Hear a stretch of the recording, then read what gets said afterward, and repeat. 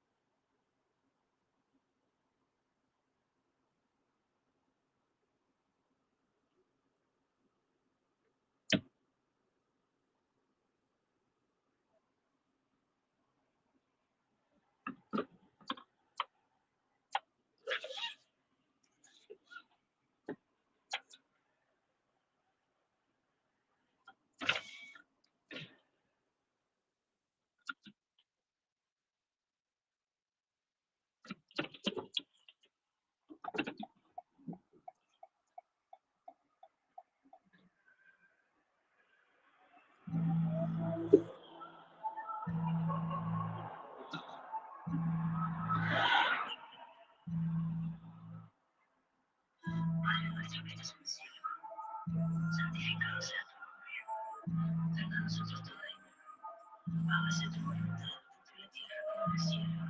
Danos hoy nuestro pan de cada día, y perdona nuestras ofensas, así como nosotros perdonamos a los que nos ofenden. No nos dejes caer en tentación, y líbranos del mal. Amén.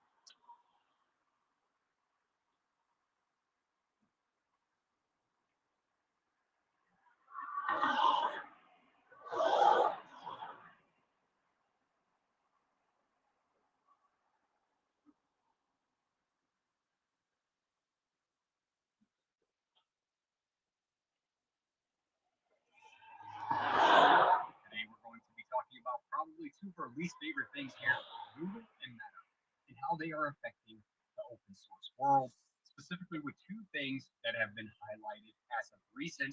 Only a day ago, this new TechCrunch article called Google says its AI-based bug hunter found 26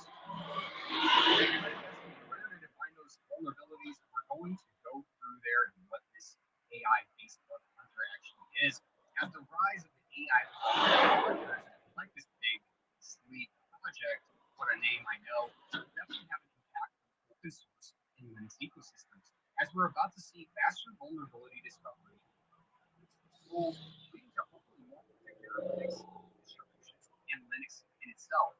But we're also going to now unleash AI slop, bug bounty spam, and AI arms race in order to try and improve open source. So let's talk about the good and the bad here. So Project Zero is not a new thing. Originally posted here, formed in 2014, Project Zero is a team of security researchers at Google who study zero-day vulnerabilities in the hardware and software systems that are depended upon by users around the world. A zero-day is a vulnerability that attackers know about and there is no patch available from the vendor.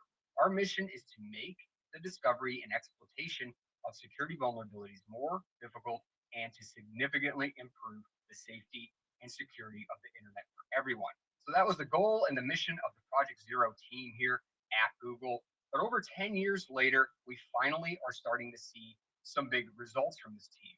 And where else than in open source? Some of these open source projects directly affect Linux, as there are many packages that are packaged Linux distributions, and Project Zero has now found vulnerabilities in a few of them. And a few of them are actually high risk vulnerabilities. And in an interesting move, Project Zero actually had a change up the disclosure document in 2025 edition. Realized this was just always like why did they have to do this? Well, interestingly enough, we just got the first batch of security vulnerabilities that have shown up, all found by this big project. Again, such a weird name, whatever. Let's get past that. But basically, here, to break things down, is this is meant to now bridge a gap for the upstream patching, which has a gap now. You can imagine that when this model finds vulnerability, all the maintainers and people who patch the code to fix these vulnerabilities have no idea. So that creates a gap between someone being able to exploit the vulnerability versus finding it. So in this time period here, basically what Google Project Zero is saying is that this is now a real world problem.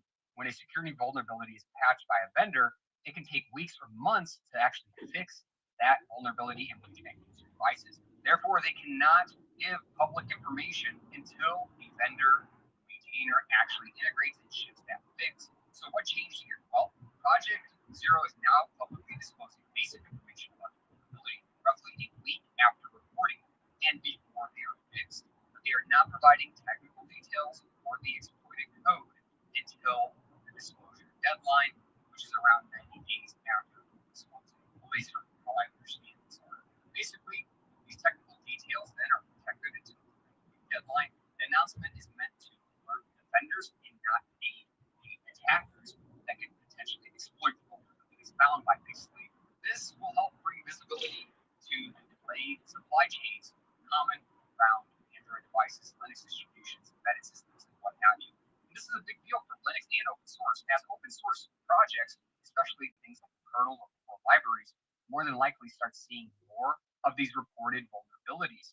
So the big question here is, will open source and Linux projects get inundated by this AI-powered bug hunting tool from Google? We got to be careful here because open source is vulnerable to flooding. Public code bases are easy targets.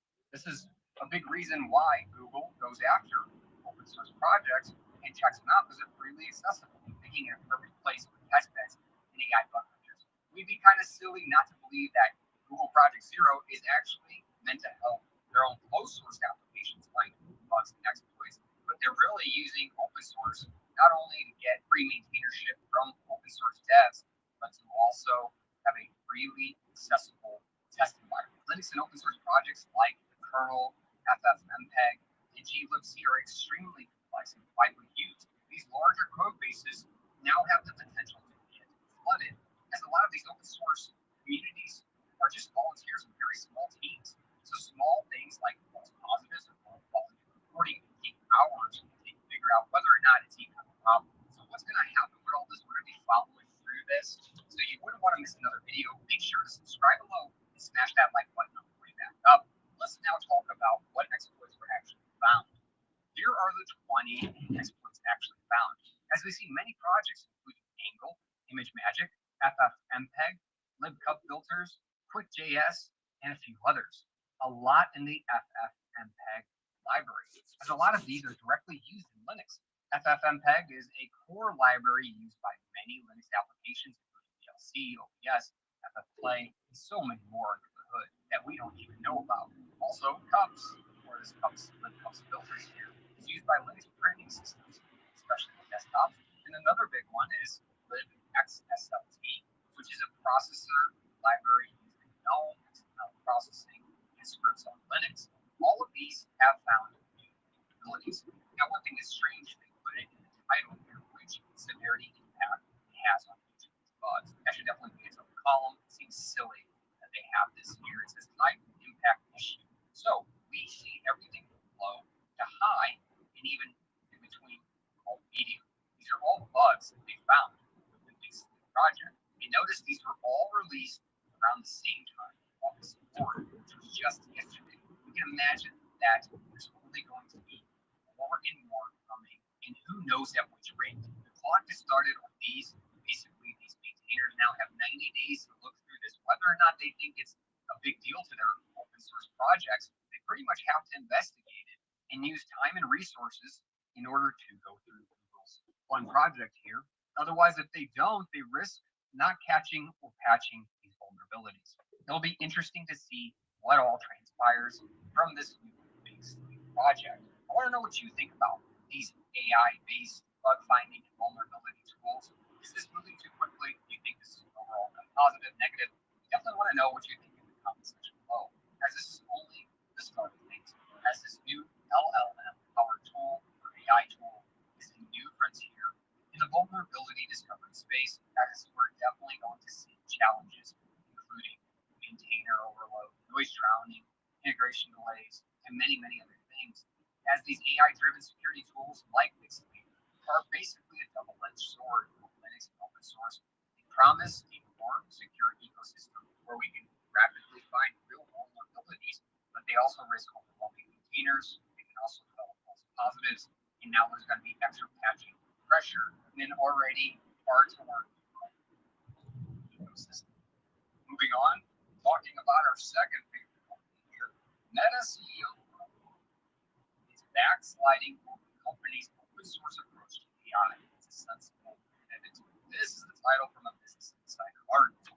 And it seems like Meta is backing away from fully open sourcing its most powerful AI models. Originally, Zuckerberg had championed the thought of open source AI, releasing open llama models since 2022. Now, this is a strange pivot, as the original post here was called Open Source AI is the Path Forward from Mark Zuckerberg. This was posted about a year ago, and now we have a completely different tone in the latest post from Zuck. As in the previous post, Zuck mentioned various different things, open source, Linux, as it gains popularity, so on and so forth, why they should be investing in open source and releasing models. He was a strong AI compared to the rest of the closed source conglomerates. The rise of AI and why it matters in open source. Basically, this would give developers flexibility to fine tune, distill, and deploy their own models. It avoided vendor lock in. Organizations did not have to fear being reliant on a closed source platform when it comes to AI. We'd have faster innovation as open source ecosystems outpace the closed source ones over time. And then he mentioned why it's good for Meta as well, as Meta's business was not to sell AI access. So openness did not hurt the revenue. And overall, the bottom line here was that Zuck believed the open source AI like Llama is the best path forward for things like innovation and security. Basically, build AI together in a decentralized way and make it transparent. Well, now this is a sharp contrast in the 2025 stance. Yes, that's where we're going to next.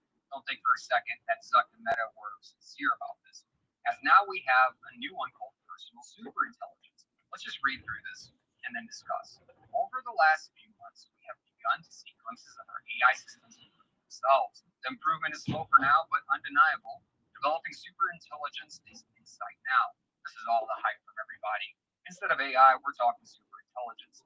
Convenient, as whoever dominates the superintelligence race is pretty much on top. So, of course, they're saying that it seems it's clear that in the coming years, AI will improve all of our existing systems and enable the creation and discovery of new things that aren't imaginable today. But it is an open question what we will direct super intelligence towards. In some ways, this will be a new era for humanity. but in others, it's just a continuation of historical trends. As recently as 200 years ago, 90% of people were farmers. Growing food to survive, advances in technology have steadily freed much of humanity to focus less on subsistence and more on the pursuits we chose or choose. At each step, people have used our newfound productivity to achieve more than was previously possible, pushing the frontiers of science and health, as well as spending more time on creativity, culture, relationships, and enjoying life. And what about making money? I'm sure that one's important. I am extremely optimistic that superintelligence will help humanity accelerate our pace of progress, but perhaps even more important is that superintelligence has the potential to begin a new era of personal empowerment where people will have greater agency to improve the world in directions they chose or choose. As profound as the abundance produced by AI may one day be, this is definitely a hedge here, an even more meaningful impact on our lives will likely come from everyone having personal superintelligence that helps you achieve your goals. Create what you want to see in the world, experience any adventure, be a better friend to those you care about, and grow and become the person you aspire to be. This is a very optimistic and aspirational post here. Meta's vision is to bring personal superintelligence to everyone. We believe in putting this power in people's hands to direct it towards what they value in their own lives. This is distinct from others in the industry. Now we talk about how they're different. Well, they were different when they were open sourcing things, but who believes superintelligence should be directed centrally towards automating all valuable work, and then humanity will live on a dole of its output.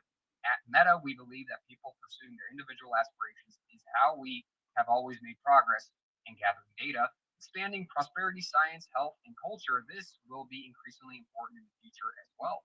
The intersection of technology and how people live in Meta's focus, and this will only become more important in the future.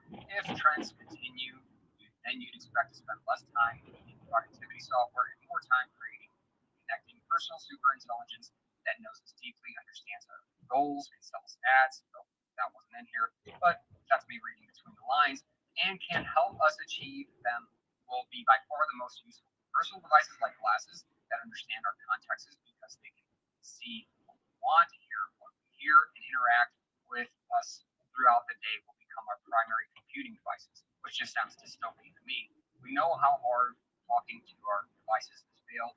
We don't know why these big conglomerates keep trying to push that. Well, I do because they want to hear what's with their devices. Regardless, that the benefits of superintelligence should be shared with the world as broadly as possible. That said, here we go. Superintelligence will raise novel safety concerns. We'll need to be rigorous about maintaining these risks and careful about what we choose to open source. What about copyright? That's another interesting one that more than likely will be mentioned here. It's a massive issue with AI nowadays. But now they're considering risks and careful what we choose to open source. They think they have some special last model out there. Highly doubtful, but I can be proven wrong. Still, we believe that building a free society requires that we aim to empower people as much as possible. All very corporate speak. The rest of the decade seems likely to be a divisive period for determining the path this technology will take and whether superintelligence will be a tool for personal empowerment or focused on replacing force of society. Meta believes strongly in building personal superintelligence that empowers everyone. We have the resources and the expertise to build the massive infrastructure required, just like the metaverse. They had the infrastructure, expertise, look where that's at, and the capability and will to deliver new technology to billions of people across products. I'm towards building the future. Signed off, Mark. This was just a few days ago released, and in my opinion, stands in direct contrast to what was posted last year. In the July 2024 open source post, similar optimism was shared.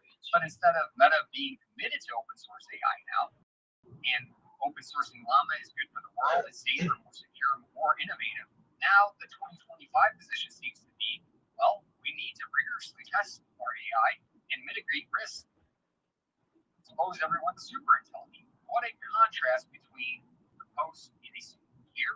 Now we are limiting openness due to the fact that there's some sort of safety concerns in these powerful models in the background.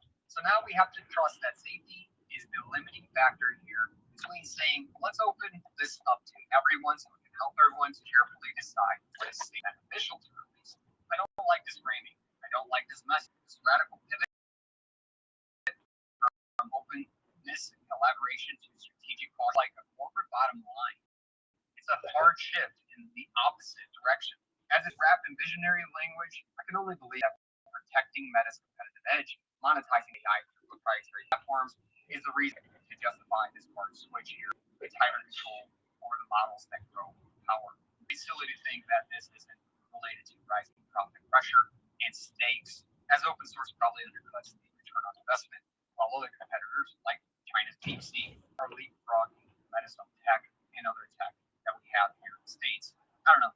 Personally, don't like any of this, and it shows the true position of conglomerates when it comes to Linux and open source, as it feels like we're just seeing the strategy embrace, extend, entrench, or extinguish, as this gives a way to grow.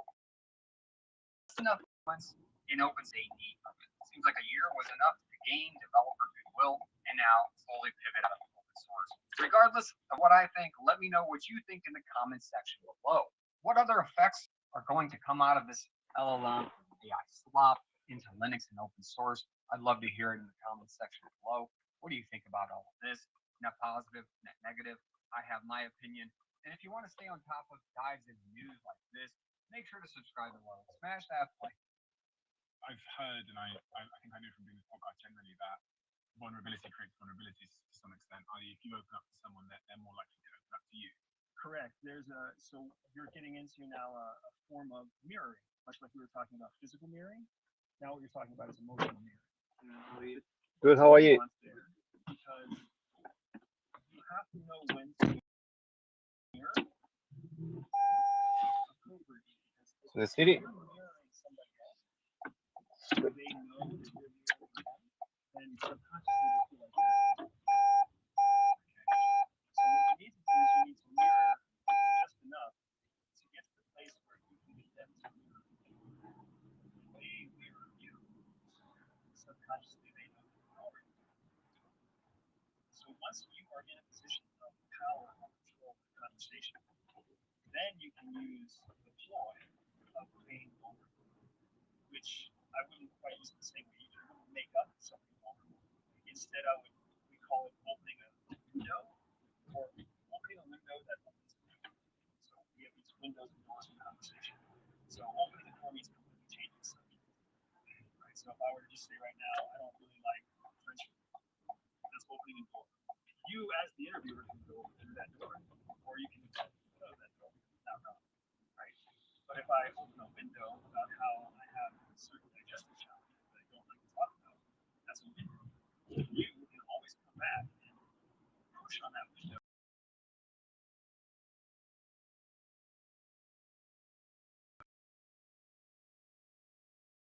About vulnerabilities and not present. So instead of saying something that's a fake vulnerability, you say something that's a real vulnerability that may not be out of you. Like perhaps you say something like, I have been having massive arguments with my wife recently, and sometimes it makes me disappointed. That's real. That's not saying I'm going to leave home. It's not saying what I'm arguing about. But if I believe that in your secret life, you are also fighting with your wife, and you're living in a different room, and you're not telling anybody about it, I want to show some sort of bridge that gets you to admit that to me. Because if you admit that to me, maybe I can find out more about what you're doing to cope with the fact that maybe you have a girlfriend, maybe you're on Tinder, maybe you're doing something else, maybe you're drinking, maybe you're doing drugs. I don't know, but I need you to let me into that secret life. So I'm going to present you and see what you do. So, say that I was the asset and you were the CIA agent. I suppose to that what I do. And I was sat at where I said to you, no. You were trying to get into my secret life. How might you do? Right. So there's a basic principle that we would use. It's called the 2-in-1 approach. So 2 means 2 questions, and 1 means 1 contribution. So when you present to me a topic that I want to explore further, the most rudimentary of techniques out there is you presenting me a topic I want to explore, so I ask a follow-on question. You will answer my follow-on question because you're predisposed to answer my question. I will ask another follow-on question. You will be predisposed to answer that as well. And then I'll say something that confirms what you're saying. That way it doesn't feel like you're being curious. Instead it feels like you're talking to somebody who gets it. So I'll confirm what you say. Oh yeah, I mean, I had a deal with you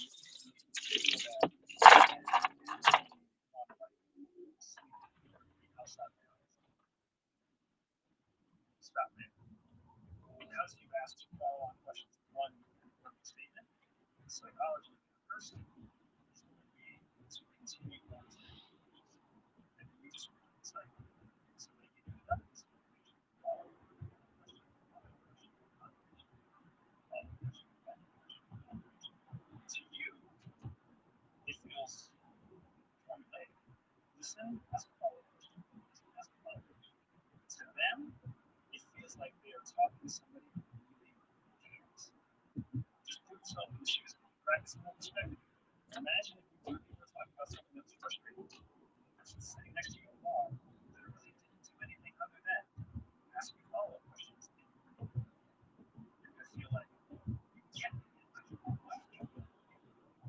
know what I'm talking about.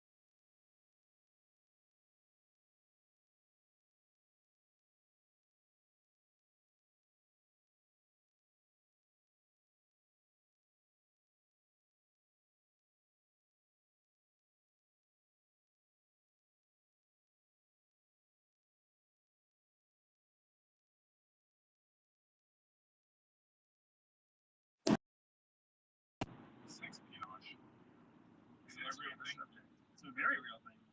It's a very real thing that's used in different ways based off of a country's civil rights.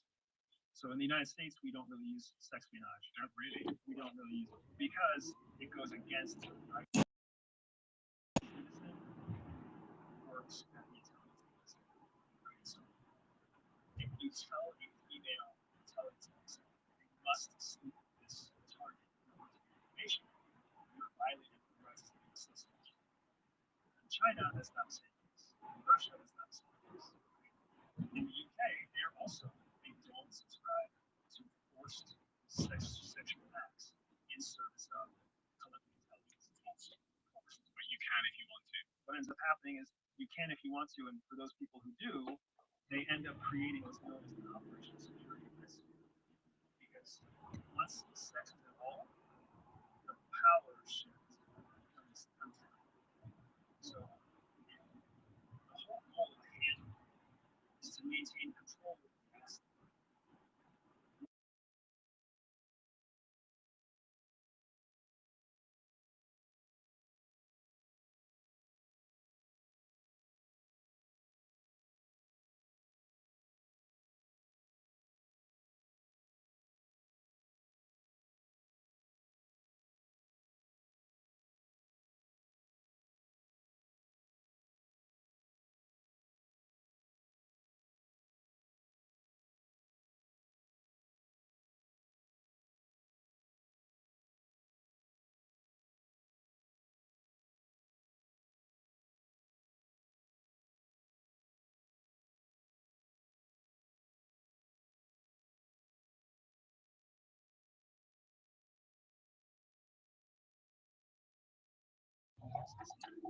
Disguises.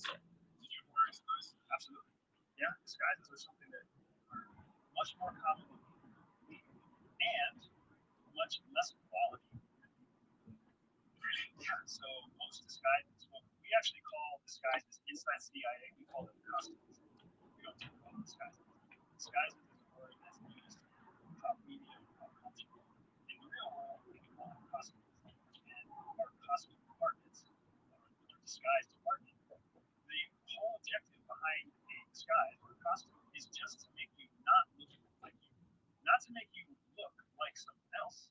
Not even to make you look like a realistic person. It's just to make sure that you don't look like you, right? So consider your picture, what you look like. You have some very definite features. Your nose, your forehead, your beard shape, your hair, right? The way that you hold your face, the neckline you have.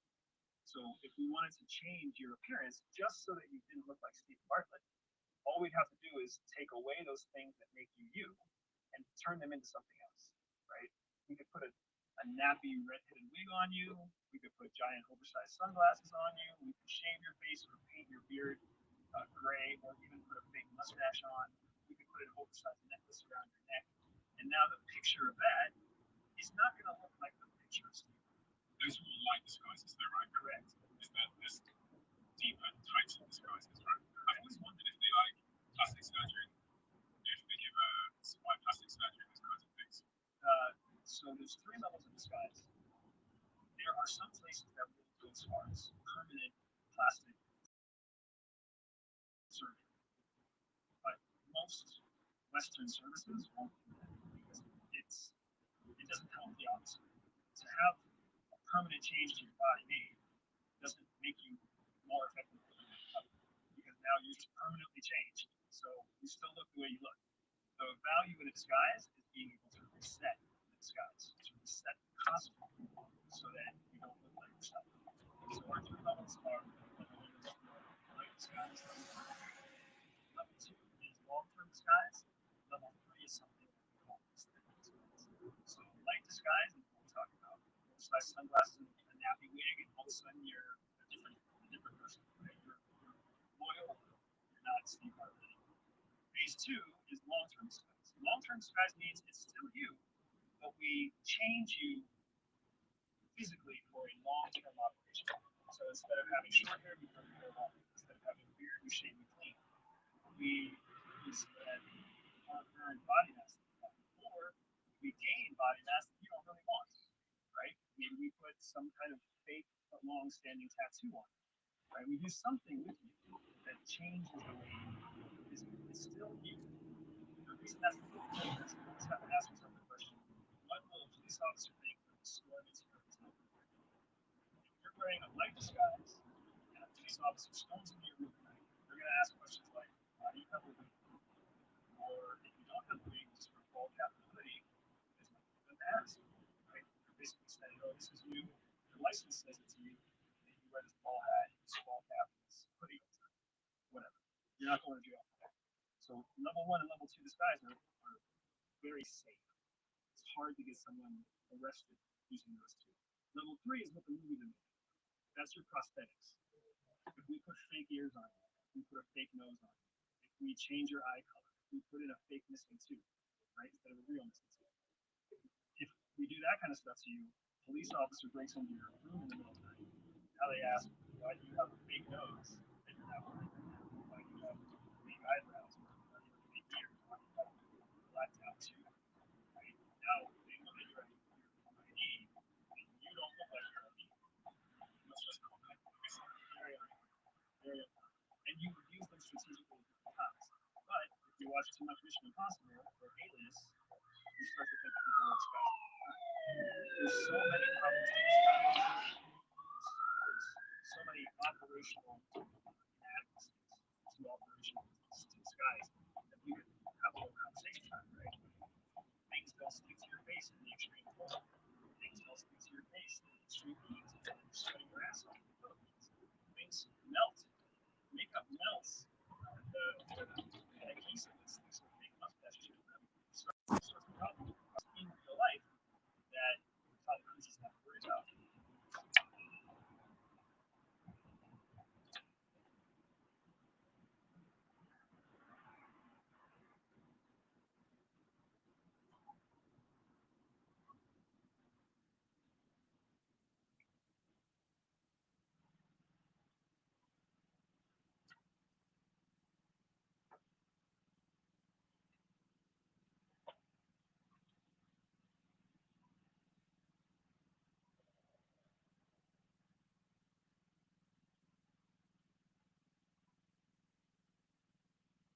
We have some bad news for custom ROMs this week. Nothing life ending, but definitely stuff to cover. A spicy thing for each company's continuing to and more. Welcome to the Freelance Report 235. It is keeping you private and secure. The latest news for the past week. Thank you for being here. I'm Henry from TechMark. I'm Nathan from New Oil. Before we get into the highlight story, just a quick little mention for our sponsor, which is Easy Opt-outs. So there's lots of these data broker industries out there, and they sell your information. People searching websites. So if you ever tried to look up a friend or yourself online, you might find yourself out there. And it's thanks to this invasive industry. There's lots of services that exist out there that many people probably heard of, that a lot of YouTubers get sponsored by, but a lot of these are A, very expensive, and B, they're not actually evidence-based. Consumer Reports, Privacy Guys, and the New York Times Wirecutter like actually proper research and found that a lot of these services aren't as effective as they used to be. And the two that perform the best were Easy Opt-outs and Top 30. Now, the cool thing about Easy Opt-outs is it's only $20 a year, and they ask for minimal information. You can give them anything you want, essentially. There's only 2 employees. They're not owned by people who also run the data broker industry, which we have seen in the past as well. And they don't just mass spray your information. They actually see it on website first, and then they submit your information to get it taken down. My favorite thing about Easy Opt-outs is it's $20 a year, which makes it by far the most affordable option of any of these services out there. And it's what I myself moved over to, and I have no other better recommendation to give my friends and family at the moment. So if you want to make sure that your information stays off the web, check out Easy Opt-outs down in the description, and we want to thank them for supporting our podcast. Now we're going to get to the highlight story. So we actually heard a couple stories up here. The first one comes from Samsung. Well, not directly from Samsung, but the headline is saying goodbye to your custom ROMs as One UI 8 Bill's bootloader unlocked. So here is a quote from the story. While the vast majority of Samsung Galaxy device owners don't tinker with the software of their phones, there is a community of Android enthusiasts that love rooting devices, unlocking the bootloader to run custom ROMs and kernels. Those are 2 different things. So a lot of people in our community probably care more about the bootloader thing, but a lot of people who root also like to pursue that. That has so far been us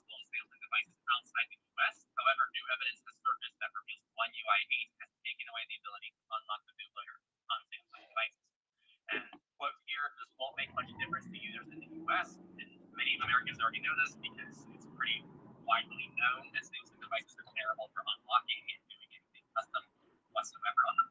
But I actually didn't know this myself. It wasn't open for users in other parts of the world.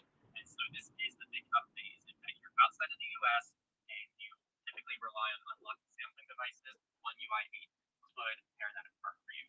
This is because if you go, I assume they don't specify this, but in a developer options in the Android, if you like mask out the build number or whatever, and you go into the developer settings, there is a section that you can toggle on and off to allow bootloader unlocking. To my understanding, they have noticed that that option was missing in the beta builds, and they also saw a similar change on the Galaxy Z Fold 7 and the Z Flip 7, which are running stable versions of One UI 8. And a deep dive into the stable versions code also confirmed that this is the case regardless of the region, so it's not even locked to a certain place. So that's the story. Pretty bad news, mainly because I know Samsung is really popular internationally and it's a common device that people get their hands on, and this could have been a way for people to deep their devices, have more control over their devices, really just ignore it if they want to. Like, it didn't really change people's lives if they didn't want to pursue this. And so I'd be really curious to hear why Samsung is doing this. Because from what I can tell, there's been no PSA from Samsung about this whatsoever. It's just something that the community has discovered, and now we have to deal with it. Now, on this note, there is a letter that came out this morning to the Calyx OS community that the president and founder, Nicholas Merrill, has left the organization to pursue other projects. He has a really cool history. I actually interviewed Nick on Techlar to the government over the backdoor requests that were done after 9/11, And pretty much won. yeah, he won. He was released by a gag order so that he could actually talk about the case publicly from there on out. Now, he didn't get them to repeal the Patriot Act, which I believe was part of the goal as well, and he actually was part of the court case. But yeah, he has a really cool history, really cool dude. And then also, I feel really embarrassed, but Desai, I believe is how you say it, has also been the Calyx OS tech lead, and he also will be departing from the Calyx Institute. Now, they have said that following your departure, it's from the article, Here we are. there will be a period of Thank you. Have a good day. during this time, their new executive director, Ellen Victormont, continue to lead the organization forward and try to pretty much keep things running smoothly. And then they also want to ensure operational consistency during the transition and adhere to security best practices. I will say, best practices for the situation they're in, this is not a great situation right now if you're running Alex, unfortunately. So pretty much what this is going to include is they're going to be upgrading its IT infrastructure to support Alex development. They're going to be stabilizing update release cycles for their 25 plus devices, which is crazy. I remember when I first started using Alex, they had, I think it was just a pixel lineup, and now they have 25, which is crazy. Revising and updating their usage and development documentation, wiki, and user guides. And then they will be switching to new signing keys along with the overhaul of the signing and verification process. And as a result of all these transitions, Alex users will not be able to receive further security software updates until the process is in place. They reiterate that updates are paused for the time being and say they understand and want to migrate in the meantime.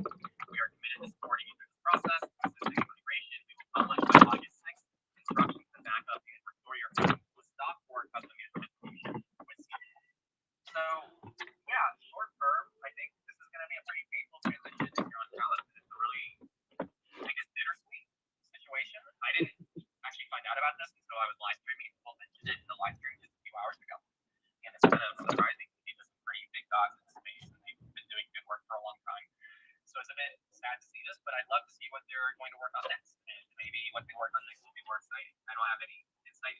They don't share anything more publicly, so I guess we'll follow along and see what happens there. But if you are a Calyx user, this does put you in a tough spot. If I was daily driving Calyx, maybe they will speak to what maybe he plans to do, because I think you're running a Calyx account right now, if I'm not mistaken. If it were me, I would weigh the pros and cons right now. I don't think I would migrate to a whole different ROM. I might set a deadline though. Lack of security updates for 6 months is a tough thing to get behind. So I also don't know if I'd want to go through the transition, but I also don't know if I'd want to wait and take the risk. So I actually feel pretty mixed on this myself, to be honest. And I'm really curious to hear what you're going to do actually. So maybe I'll just throw it in your court. Man, where to begin? Okay, I guess in answer to your question, I just found out about this like an hour ago, and I was like trying to rush and eat and get in the shower and stuff and get ready for the podcast. So I haven't put too much thought into it. I'm probably going to stay where I am for now because Calyx already said that updates were paused while they reverse engineer Android 16. In the past, Calyx has gotten a lot of flack for being slow to update, But so there's usually with any device, there's like an alpha release channel sometimes there's not. There's a beta release channel and then there's the stable channel. A few years ago, Calyx rolled out a third option called Security Express, which is basically the security updates only and not the feature updates. And I think it was technically a beta. You should treat it as a beta. But I never had any issues with it. I opted into Security Express. I always got the updates within a week of the public release. So to me, that felt like a really good compromise that really reduced a lot of those concerns. But yeah, this whole pause on long term, like just no updates at all until they reverse engineer, I'm not a huge fan of that. I'm happy to see them not didn't really make a big deal out of it, which I understand. It's also interesting that they're kind of reframing it. Like originally it was, oh, we're pausing because Android 16, but now they're like, oh, we're pausing because we're restructuring. It could be two different things too. Like I could have not been premeditated. Hard to know. But yeah, I agree. No, for sure. It's just I just don't like the. It feels very much like a bait switch, even though I know that's not what it is. It's just that's how it feels when they don't mention like we have mentioned previously that updates were paused. They're just because of this updates are paused. It's like, well, updates were paused to begin with. But I think that's probably a good idea to put a time limit on it, although I'm not sure what would be appropriate from Calyx. Yeah, because they don't say, I was just reading through this, they don't say like, oh, we expect to get through these changes within the next few months. Or the next Which is what they said with the Android 16 thing originally, is they said we hope to have this done by the first public release, or not public release, the what is it, QR1, like the first quarterly release or whatever. So basically like the next major release to Android 16, we expect to have it out by then. I think this could potentially be a good thing because they do mention upgrading the infrastructure, stabilizing release cycles, updating the wiki and the user guides. Like they're relatively current, but they're definitely out of date. Right now, everything we're kind of saying is up in the air. We don't really know for sure what's going to happen. It's good to see that Calyx is not throwing in the towel because I personally do really like it. I think it's really cool that they're mentioning, we'll help you migrate if you want. I think the only thing that sucks is they do point out like you can't go back to Calyx if you migrate right now. So OS, you're stuck there. And I think that's one of the things that's keeping me from migrating is because I could check out another OS and there's a way I wanted to. I've thought about this before in the past actually, but I don't know if I want to commit to that because I don't know if it'll work for me in my current workflow. Yeah, thanks for finishing my thought because I said short term, this is going to be some pain. But yes, I was thinking also the same like long term, who knows, it could be good for things. Yeah, it may streamline things and maybe then they can focus on, actually hardening Calyx because I will acknowledge that. I think there's a lot of misinformation going around about Calyx, about how they arguably weaken the Android security model and this, that, and the other. I don't believe in that, but they definitely don't do anything to dramatically harden it the way the graphene does. I don't think they tried to. They're pretty transparent about that. Yeah, they're very open about it. They're actually very open about a lot of things. If you read their documentation, a lot of the decisions they made make sense in my opinion. Even if you disagree with them, like it's not like they just woke up, sniffed some glue, and went to the office. They put thought into the things they did. But I was going to say, maybe if they go through this, it would be nice to see them put a little bit more emphasis on security and hardening Android a little bit. I don't know. I just think they're going for something different. Like if they were trying to harden things, then they would only have pixel devices. Like which is what Ground is doing. And we don't need another ROM doing that. And I think that what Gauss is doing is pretty needed, which is like adding more devices and maintaining compatibility across those devices. So that's what I would like to see personally. I'm sure there's room for improvement is my point, and hopefully we'll see that. Yeah, I mean I'm always down for that. I think the only other thing that I wanted to point out is they mentioned that there will be new signing keys, and that probably possibly means that you will have to manually update whenever they start pushing out updates again. I'm really taking a leap of faith and trusting Calyx here not to be hiding anything. But from what I understand, this whole switching signing keys thing is really not standard procedure when a CEO leaves. It could be nothing. It could be just like, hey, let's start fresh. Again, they're upgrading infrastructure. They're rethinking their entire workflow. So maybe it's just like, hey, let's start from scratch, from ground zero, because we haven't reset in a while. Maybe that's all that's going on. Maybe there is something deeper going on. I don't know. I don't want to speculate and, put conspiracy theories out there, but I guess the main thing to be aware is that, yeah, signing keys are changing, which means potentially if you're a Calyx user, you may have to upgrade manually whenever that release comes out. Yeah, and then as far as the Samsung story, I don't really have any thoughts on that, to be honest.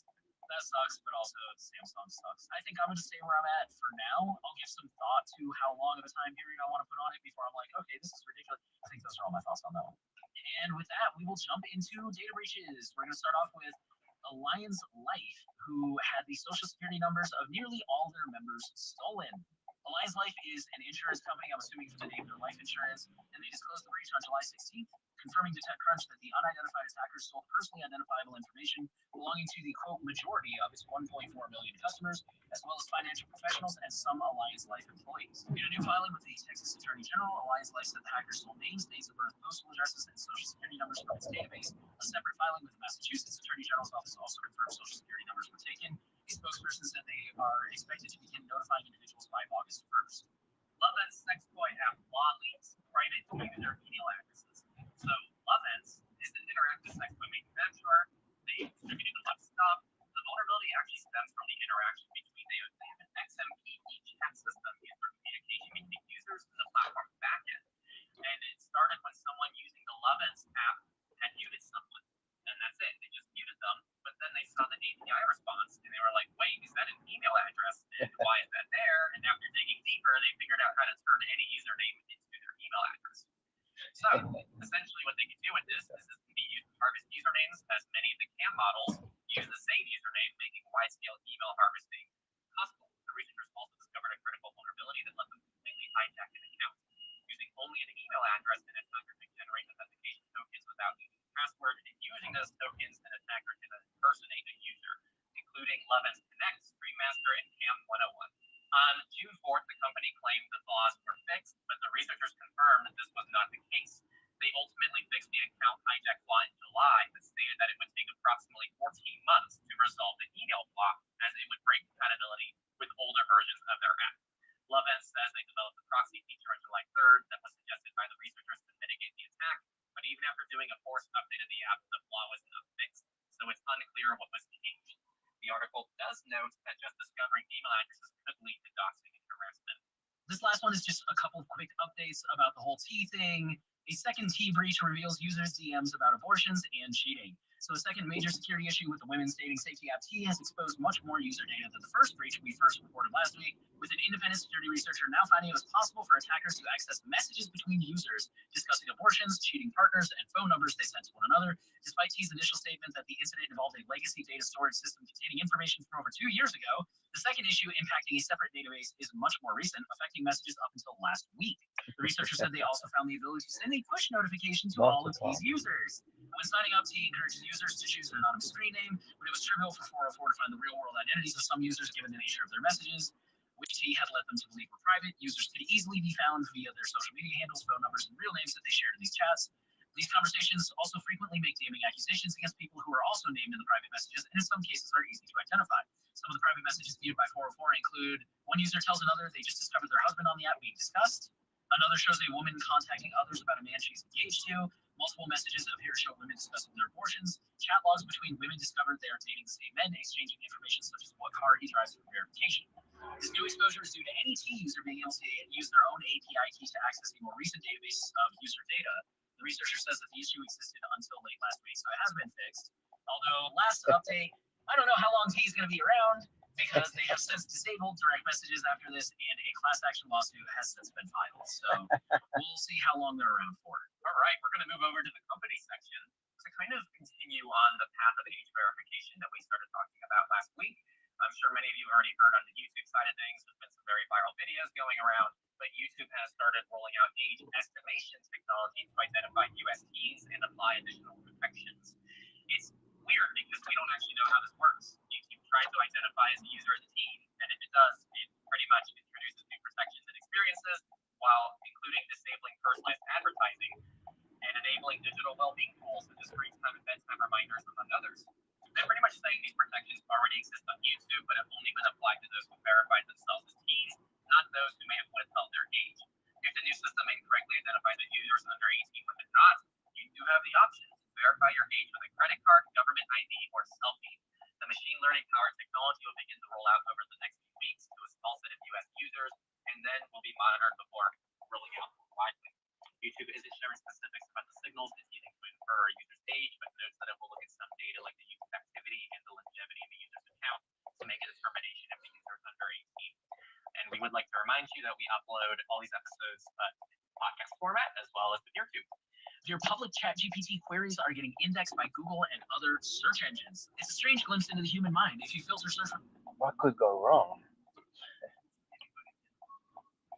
Extremely vulnerable to persuasion and influence.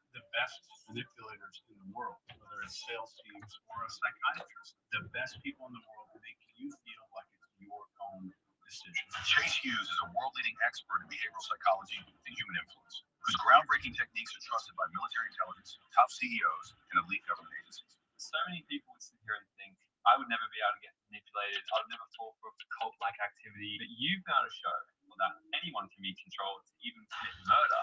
Cult leaders and recruiters understand human motivation better than anyone else I've ever met. And they have a process that they use that's just a fascinating process that gets you to agree about the type of person you are, not what you believe in. Chase Hughes reveals the invisible ways you're being subtly manipulated every single day. He gives practical, powerful advice to help you spot toxic individuals, decodes hidden persuasion methods influencing your thoughts, and shows you how to reclaim your mind so you're no longer reacting but choosing. How can we start to identify if the person that is interviewing us or we're about to go on a date with, how do we start to identify if they're a narcissist, a psychopath, or someone who's got these crazy skills that might use them for bad intent? This is going to be a little controversial, but I'll give you two big things. Chase Hughes, welcome back. So, for the people who are just stumbling across maybe you now, they haven't seen much of you, or maybe they've seen some of you, or they've got no idea who you are right now. To give a little bit of a backstory, you spent 20 years doing on a secret ship, doing Navy intelligence, in the military, doing all kinds of things. You've become a neuroscientist, you've studied behavioral psychology, and you really went into the whole space and now have become probably the best in the world at interrogation, brainwashing, and all these sorts of things. You've come out of the military, and now you're teaching all of these skills to the world. You'll become the go-to person for elite CEOs, professional sports players, intelligence agencies even hit you up to train their people. How did you go from military to everything you're doing right now? Well, thanks, man. I didn't think these skills were valuable to civilians. I didn't know that coming out of the military, I didn't think that anything was transferable. And I had this huge epiphany moment when I was training a room full of mostly law enforcement officers, and this guy who owns a car dealership comes up and says, "You're not. This is not for police. Like what you're training is in human beings. You're not teaching police officers secret police tactics. This is just human beings." So it was this huge revelation for me that everything that we attribute to success or failure in our world comes down to how did I do when it comes to human skills. So I think everything if you break down someone's success, there is a very human element in so many different ways. Like not just can I understand my customers? Do I know who I'm talking to? Can I read the room? But also myself. Can I like discipline myself and master myself well enough? And I realized that that's kind of the triangle of everything. When it comes, so no matter what AI does, no matter what the economy does, these are the most irreplaceable skills when it comes to people succeeding. I don't think I've met anybody who understands the question, why are we doing what we do, better than you. Like you spent so long really dissecting influence, manipulation, persuasion, and all this. And I want to, it sort of makes me ask the question, so many people would sit here and think, I would never be able to get manipulated. I would never fall for cult-like activity. I would never be able to let someone control me. But you've been able to show, and through studies for decades actually as well, that people anyone can be controlled, can be manipulated, even commit murder. So how does that actually happen? How do you take someone who would sit here and go, I can never be controlled. You can never make me do anything against my will. And you know the exact opposite. Yeah. So let's unpack that a little bit. If you've got time to do that. Yeah, we've got all the time. All right. So we call this the firewall illusion. And so many people believe that they have this firewall to being persuaded.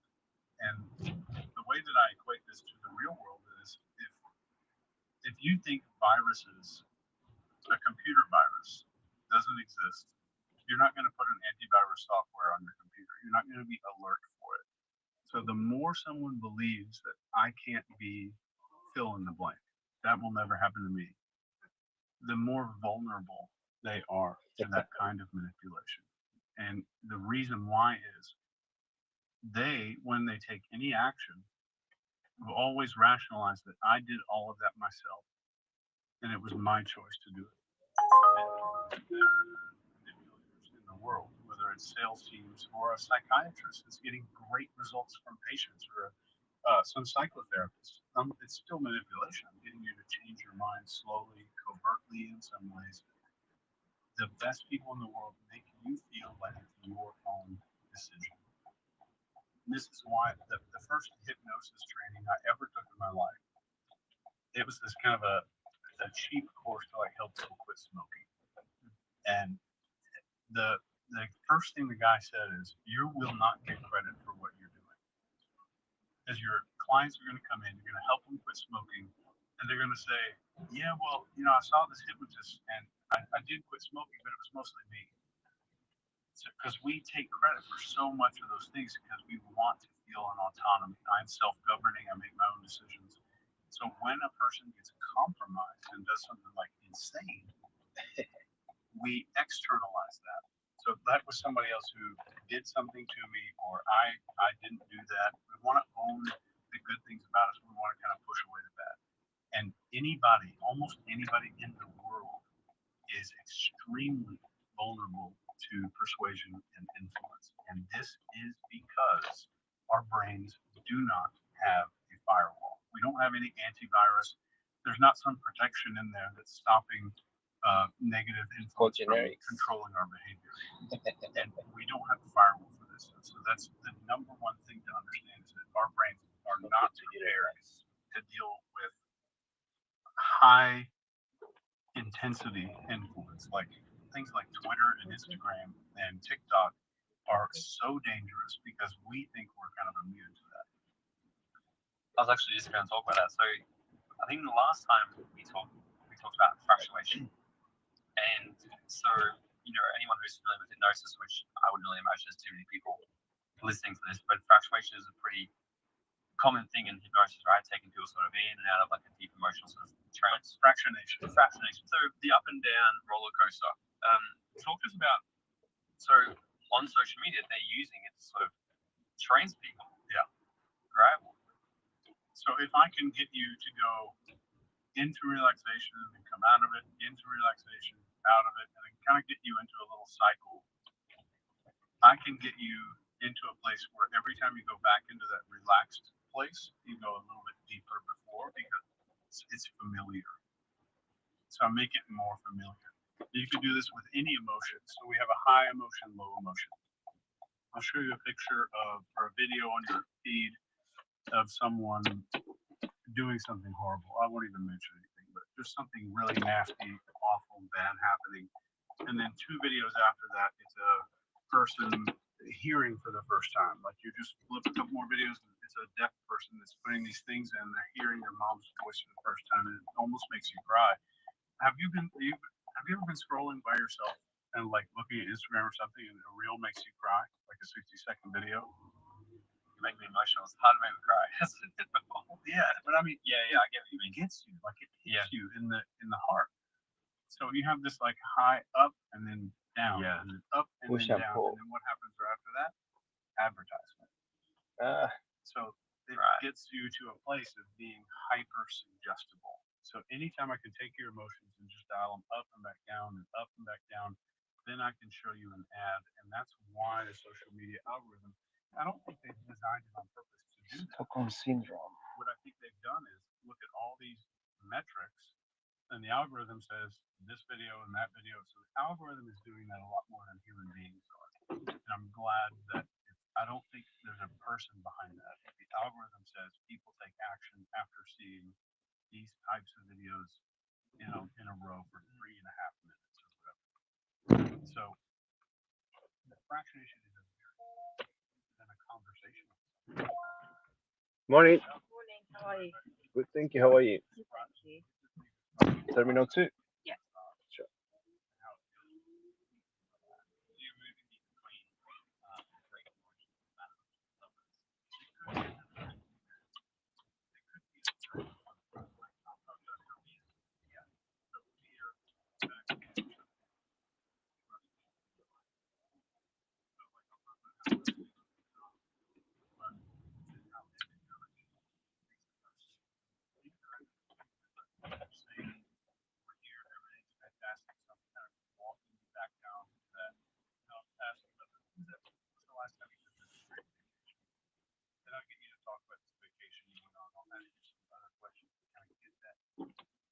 I get you to talk, I'm getting you to build pictures in your mind, getting you to rehearse things in your head.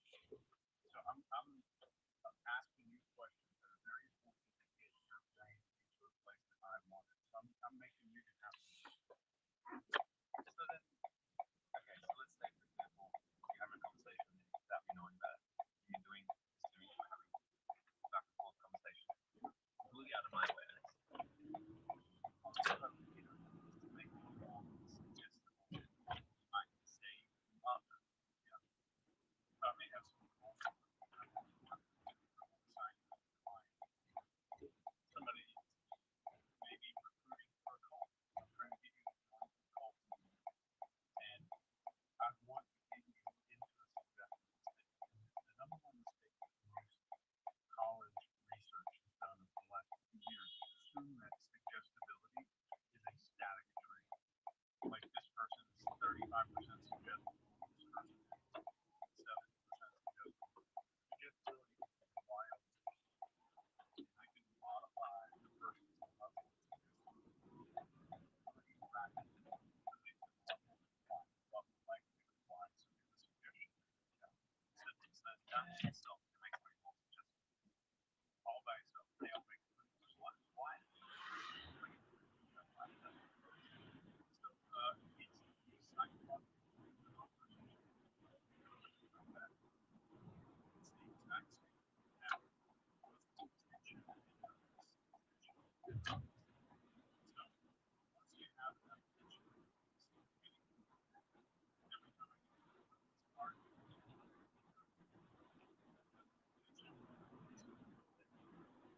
so what I'm essentially doing is creating a cycle of neurotransmitters. Stress hormones which get less and less because you know nothing happens. It's not going to happen again. Nothing bad's going to happen. So the cortisol kind of peaks a little bit. Cortisol goes down. Less cortisol because every time you move down, GABA. And GABA is the safety chemical. GABA is what makes the nervous system muscle. So it's the neurotransmitter that kind of calms everything. It's the number one inhibitor neurotransmitter. GABA stands for gamma-adrenergic and that neurotransmitter is responsible for hypnosis. This is why we use hypnosis to put smoking in the creative Manchurian candidate is because of GABA. So every time we're going down, I'm increasing the levels of GABA every time. GABA increases the feeling of safety. Safety increases the feeling increases the quality of suggestion. That makes a lot of sense. That is scientific. So in my head, you take me from something fearful to something, good again, and every single time it's happening, I'm feeling safer with you every single time. Yeah. So you also spent weeks with colleagues, so cold recruits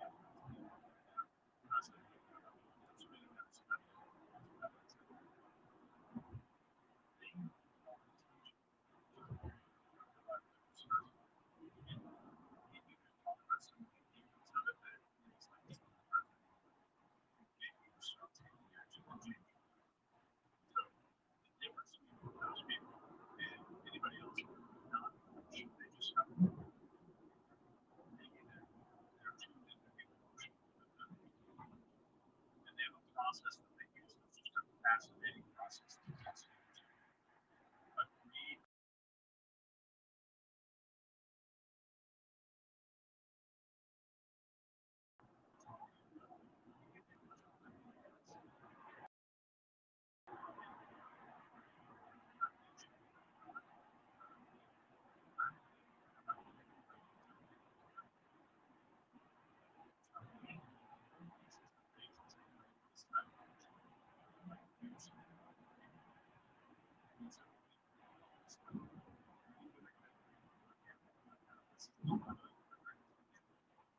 So it's tiny agreements about who you are as a person. That's what it is. So it's all about identity. So it's a gradual wedge of like a foot that except for getting creative So let's say, just almost this, they're about to go on a date. Let's say they go on a date, go to this. You're a next guy or a guy who's just good, let's go. Or maybe they go for a job interview and it's not a situation where they want to try to put their best self, and show their best self. Really try. How can we start to identify if the person that is interviewing us about dating outside of narcissist, psychopath, or someone who's got these traits or stuff like this or that? This is going to be a little controversial. I'm going to two big ones. Two big ones. And I'll give you a question that you can ask. Just ask this one question, and it's going to be which is a psychopath. And keep in mind, you cannot spot a psychopath. I cannot be able to investigate that and say, yeah, that's a psychopath. But you can spot it. Number one thing that you can do is never get somebody who is happy. So even by the time they're 19, 20 years old, you're going to see these little girls who are almost permanently edged out of this. Someone who's really skeptical and angry all the time. Like this, you see this, these are right here, sort of always in feelings of overwhelmed, right? And somebody who is really skeptical, like you're going to see, like as you like skeptical facial expression, it's speaking of which it squeezes your lower eyelids, right? So it makes our lower eyelid work. And even spots in more suggestive people, I have great suggestibility by just the smoothness of this lower eyelid. And just keeping Charles Manson right now, you can scroll through and see 99% of the videos are just lower eyelid because they don't do as much stretching, right? So it gets better with that skepticism that is skeptical. So the end purpose is our forehead acts like a social mirror. So we are very expressive with our eyebrows when we're talking or we're inside the voice. Somebody says, "Oh, I just this big huge thing just happened to me and I want to celebrate something." I said, "Okay, well, I'm going to raise my eyebrows and I'm going to celebrate." If I'm just saying hello to a stranger, I'm just like, you raise your eyebrows. That's how we communicate socially.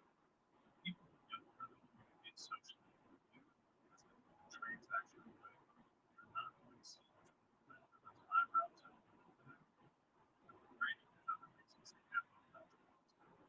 But you're going to see a lot less lines in the forehead. You're going to see a lot less movement in the forehead. The second thing is just asking the question from any stressful point in their life. Maybe it was a breakup, a previous relationship, a job that they left. You want to look for these two people. Number one, you ask, what was one of the biggest things you learned about yourself? No, about that that one question. What is the biggest thing you learned about yourself? Are they going to put all the blame on somebody else? So if I'm asking somebody in a job interview, they might say, "Well, I trusted that company too much." It's nothing's their fault, right? So you'll always hear the answers where I learned that I shouldn't trust people, or I learned that X fill in the blank. It's always going to be somebody else's fault. The second thing you want to look for, especially when it comes to like career manipulating people, all of their friends, like their really good friends, they're all in another city. They're other state.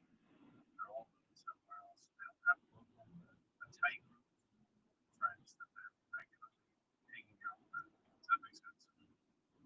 It's always going to be a lot of distance somewhere. So those would be the biggest red flags that I would give to, especially women going out to manipulate. It's a lot more likely it's going to be a dude. Yeah. So that one question, how would that not play?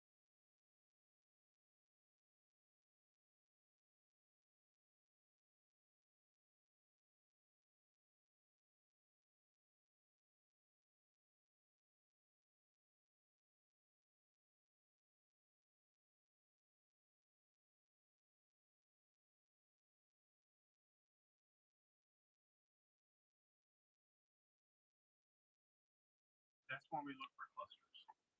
Is she expressive with her forehead? And so I want to look for a cluster of all those things. I don't want to look for one indicator and say, oh, that tells me everything I need. That's what I think that is an amateur thing. If you hear people teaching you that, one of the final ways to ask is, or the final things to look for.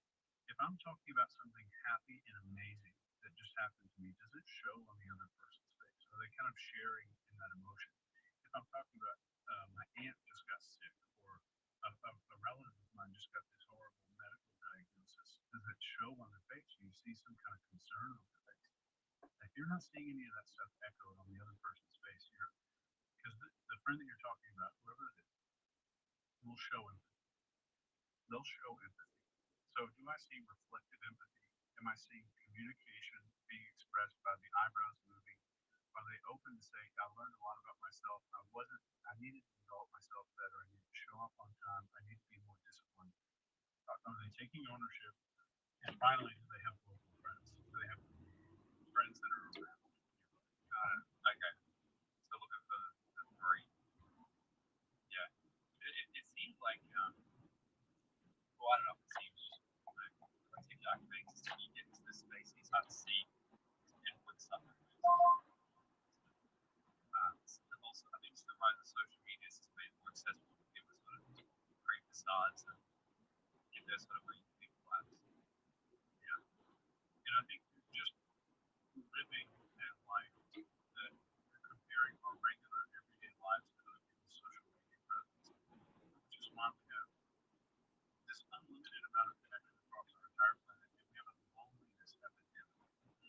An epidemic of loneliness. I mean, look at the Apple Vision Pro, Facebook, VR headsets and stuff. Those are there to solve loneliness. Those are there to solve the problem of I need some kind of anesthetic for my everyday life that I'm not actually connected. So social media gives our brain, the tribal part of our brain, the ancestral part of our brain, a completely artificial placebo of having some kind of a tribe. So brainwashing.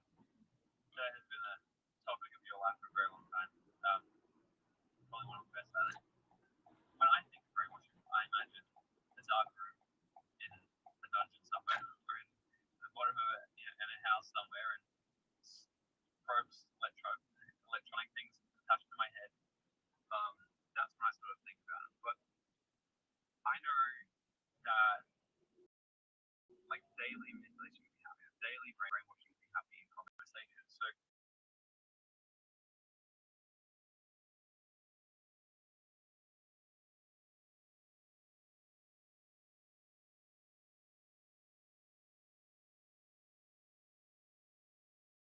we're looking for how much we can do here.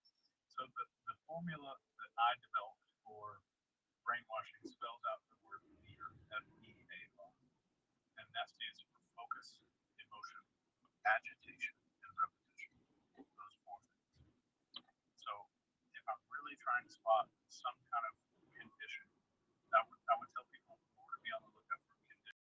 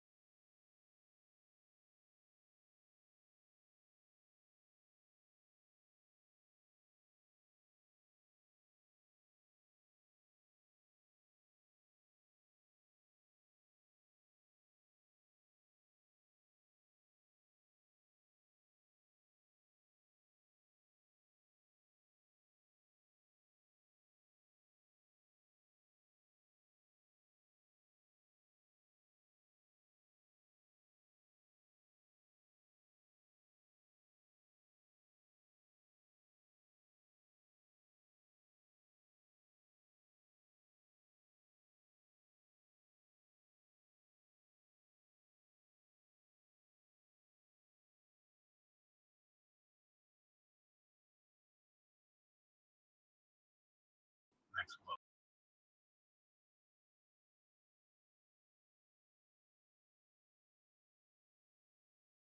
To alien level, like our mammalian brain that makes most of our decisions, it's in charge. Like the reason you can't hold your breath until you die is because of our mammalian brain system.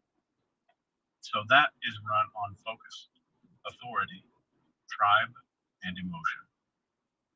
So if you think of training a dog, I first need the dog's focus, then I need to establish myself as an authority, then it needs to view us, this family, as the overall pack, and then the emotion, the repetitive actions, the reward, developing confidence in the dog. It's the same thing in the human brain. So those are the four things that govern the mammalian brain. In the human brain, there's 6 things that govern whether or not a situation or person is going to be. And that's also focus, but that's a different focus. We have focus and human focus. What's the difference? Mammalian focus is responsible for social status. Like I'm with a person that has higher status than me. I'm going to adopt their mental frame. That's in the neocortex. Yeah, and then neocortex. Okay. So focus, openness, how open we are to something. Connection, that's number 3. Suggestibility, expectancy, and compliance. So suggestibility, how will I accept suggestions? Compliance, will I comply when you move from the point when you direct something to be done? Will I comply with that? And then I have a reasonable expectation that something positive is going to happen in the future. I'm predicting what's going to happen. And the weird thing is about those 6 things about human influence is you only need 3 of those for something to be diabolically effective.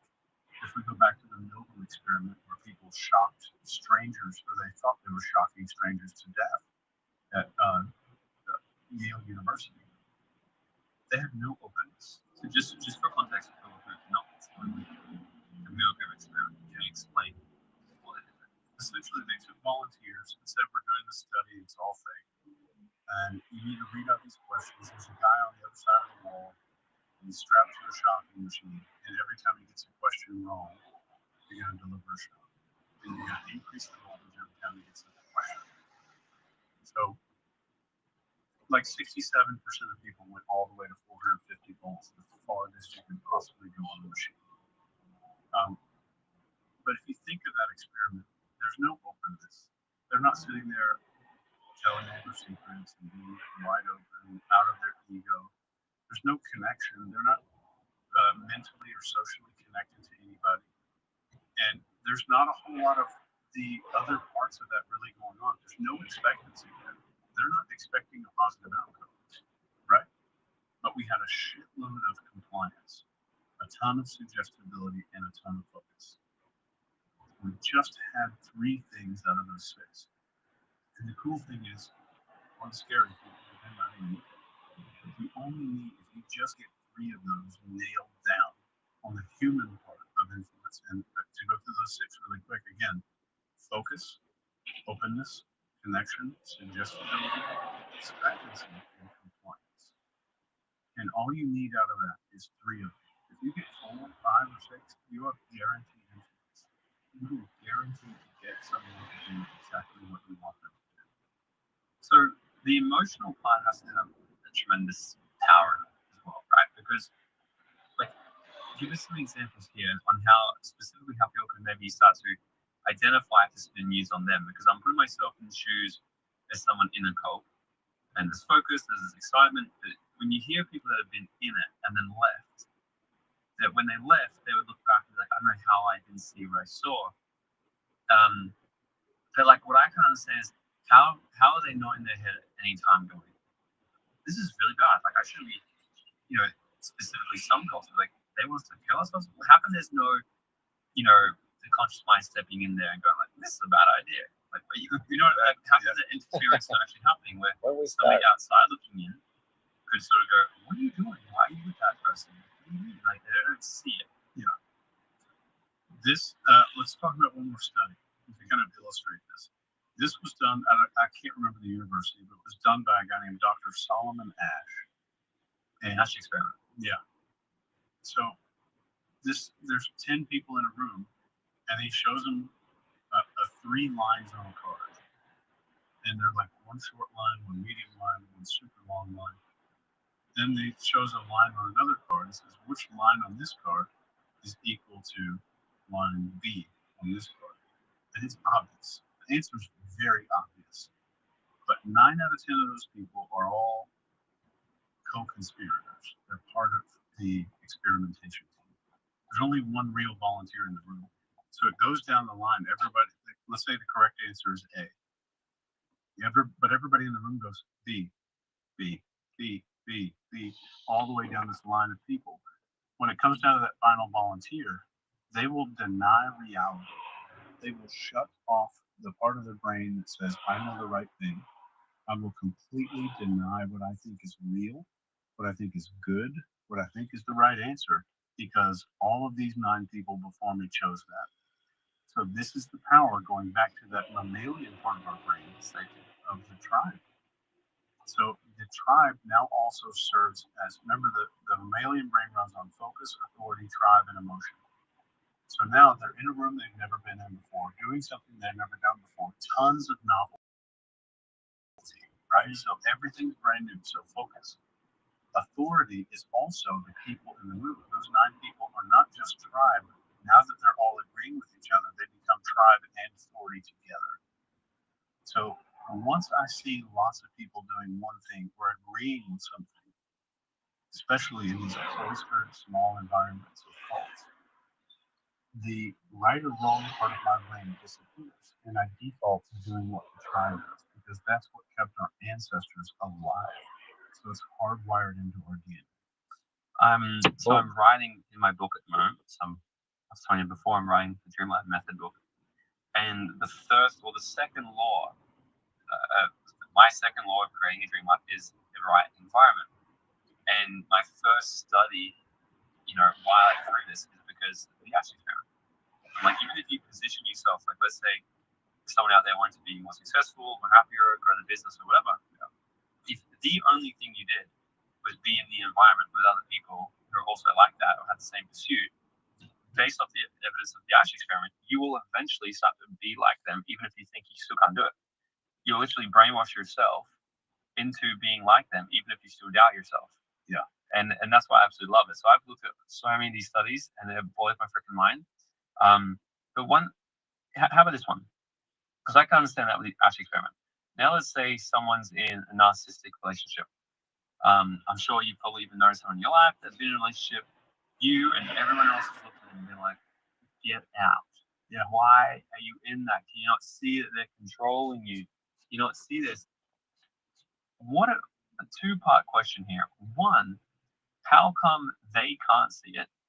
And two, what do we do for people like that if we can see it, they can't? That's a tough one. Mm. So the reason that they can't see it is they are in a cycle that has to do with their identity. So I am the kind of person who is kind. I'm the kind of person who stays in relationships. I'm the kind of person who doesn't give up. I see the good in this person. You know what I mean? So everything that's keeping them in the relationship is about who they are as a person, identity. So once their identity becomes whatever, fill in the blank. I'm staying with this person. I'm a good person. Now, the moment they start approaching a thought of maybe I'm in a relationship with a narcissist, maybe I'm being manipulated, maybe there's more to what's going on here. The moment that happens, they have the most powerful force in human psychology and behavior, and that is cognitive dissonance. So this is when we push up against this force. There's a book out there. I wish I can't remember the author, but it's called When Prophecy Fails. And gosh, I wish I could remember his name. I'll think of it probably in a minute, but it's about this cult, and they predict the end of the world is coming. That everything's going to end. Everything's going to be giant balls of fire. Aliens are going to come, destroy the entire planet, and it's going to happen on this exact day at this exact time. So they build up to the date. They They do all these preparations. They're saying all of these prayers and all of that. And the day comes, Leon Festinger is the author's name. And the day comes and they double down on their beliefs, even though the thing didn't happen. They double down. So this really tells us that if I have an identity that says I am this kind of person, the cognitive dissonance is so powerful that it can completely blind us to facts and things that are absolutely true. So they doubled down and said, many of them said, this didn't happen because we prayed so hard, because we got so ready for it. So we knew so much about this destruction that's going to happen that they decided to cancel the destruction of Earth. So a lot of the followers, you would think that the moment that that doomsday scenario didn't happen, they're going to leave. They're going to take off their little hooded robes and cult robes and stuff, and everybody's going to walk out the front door. They doubled down. They became more faithful. So that is the power of cognitive dissonance. And it's the same thing that happens in these relationships. Something bad happens in the relationship, I'm going to double down on my faith because of the type of person that I see myself as being. So they fall into the idea of, like, I could help this person. Maybe, or it could be, I am a good person, or I see this person's true potential and no one else does. Or and then we get below identity. The one thing more powerful than human identity is worldview.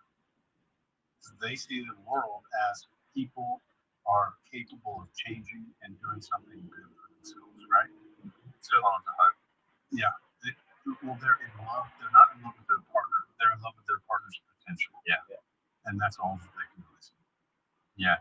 So second part to this then, like let's say we know someone in a relationship, and we'll just keep on relationships. So I think this is probably where it happens the most. We see someone, we know someone in an abusive relationship, narcissistic relationship, they're being controlled. What do we do as us looking outside looking in? We can see they can't. What do you do there? The number one thing that you can do, and this is tough, it's going to be tough for everybody, is to figure out what that identity statement is that's keeping this person in. So, what is the I am statement? And then we want to expose them as much as we can to all of these tactics that are being done to them without letting them know that we're doing it. So, we're not, there's a part of our brain called the DMPFC, the dorsal medial prefrontal cortex. This is like a little screening tool security guard that says, is this information dangerous to me or dangerous to my identity? So we want to get the information pushed to these people in ways that they won't realize that we're really calling things out and showing them things. And this happened to me just a few months ago. So it has to start very small. And what I did was I asked that person advice. So I said, I have this person at work who's doing this thing, this technique, and he's using fear and guilt to make me do this. And I feel like I shouldn't be able to do this. I don't know what to say to them. I just want, like, if you have any advice on what I should do, because I know that you worked in a management position before, you've managed a couple hundred people. What do I do in the scenario when this person's doing this, this, and this to me? And I'll very covertly describe some of the things that the way back parts of their mind that they don't want to shine a flashlight on is going to hear that and go, whoa, it's going to sound familiar. So what you're really doing is taking something that's in the dark. You're not, the moment like I bring a spotlight in there and just shine a giant light on all that stuff, that person's going to have the strongest negative reaction, backing away. So you ask them for advice as if it's happening to you. Yeah. So it's just flipping the perspective. In a totally separate situation. Yeah. Because if I'm having a conversation with you, this is called topic proximity. So the closer the topic is to being about you and me, the more likely that part of your brain is going to be like, I need to pay attention to this. I need to make sure this is not going to affect me in any way. But if I can remove that, I want the proximity of the topics we're talking about to be completely as far away as I can possibly send them. I love all this stuff. So one of the things you've told me is everybody wears a mask. Yeah. everybody wears a mask to cover their insecurities or their deepest fears. So I'm curious to know, one, how can we start to discover what our mask is? And then also, like, to our mask and our fears. And how can we understand other people's so we can protect ourselves better from being brainwashed and manipulated from other people? This goes deep. So the first part of understanding the mask of you and for other people. If I'm trying to help, let's say you're my client, and I want you to identify the mask that you're wearing on a regular basis. I'm going to take you through a process called the childhood development triangle. And this is, as a child around the age of 8, what were the recurring behavioral patterns that you used to gain or keep friends, to feel safety, and to get some kind of reward or recognition? Those three things. So if I see how an adult handles conflict, how an adult makes friends, how an adult keeps in touch with people, how an adult feels safe, it's the identical patterns from when they were about 8 or 9 years old. So are you asking these direct questions? Yeah. I have a whole system that's designed to peel these layers back. Because if I just ask somebody that question directly, you're not going to get a straight answer because it's kind of buried under a bunch of crap in our brain. Mm. So I have a very precise system that really peels all of these layers back, and it does it in a way that you can't game it. You cannot game that system and like, let me give Chase the result that he wants to hear for this. It's worded in such a way that there's no way to predict what I'm asking about. It's just going to do that. So the fastest way to do this is to kind of go back into your life and like, how did I gain friends, and what are the things that are still kind of coming up for me that were still there when I was 8. And so just understanding that little triangle: friends, safety, and rewards. And rewards is different for everybody. Some kids' rewards was, I get to go to a concert. Another kid might have a reward as water or bread or food, depending on how we grew up. We come into this video game of life and we all spawn in these different situations. Some people have a bad ticket, man. So friends, safety, and reward. Those become our adult patterns of how we deal with conflict and social situations.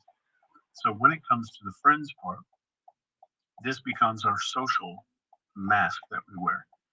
Can we do a live example with me, or is this just super deep? Like, can you ask me these questions and pick it apart right now in front of everybody? Yeah, Let's do it. all right. So when you were let's say you're 8 or 9 years old, you go back to that age. When you were fearful that you might lose a friend, what were the behaviors that would typically come out? Would you increase your level of attention on them, or how did you keep friends? Keep friends? Or make new ones? It'd probably be, yeah, what do you say? Increase attention? Mhm. Yeah. Yeah. Probably like chase them more, probably. Mhm. Yeah. Okay. So I'm going to be more involved with that person. I'm going to increase the level of contact and maybe increase the level of proximity. Yeah. Okay. Yeah. So, and when you were a kid, what did you do? What was the safest way that you could feel? Safest way that I could feel? Like if you had any kind of, there was a bully at school, somebody was mean, a teacher was a total a-hole. What is it? What are the patterns that you exhibited between ages of 8 and 9? And this is typically a 2-hour process, but yeah, this is very abbreviated. So what did you do to probably avoid it? Yeah, you just run away. Okay. Yeah. Which goes along with the friends. So I'm going to increase proximity and decrease proximity. So now you have a proximity pattern. Does this make sense? Yeah. So now I'm seeing a pattern of, I'm going to increase and decrease from safety and friends, even though they're not opposites. Now we're seeing a behavioral pattern between the two.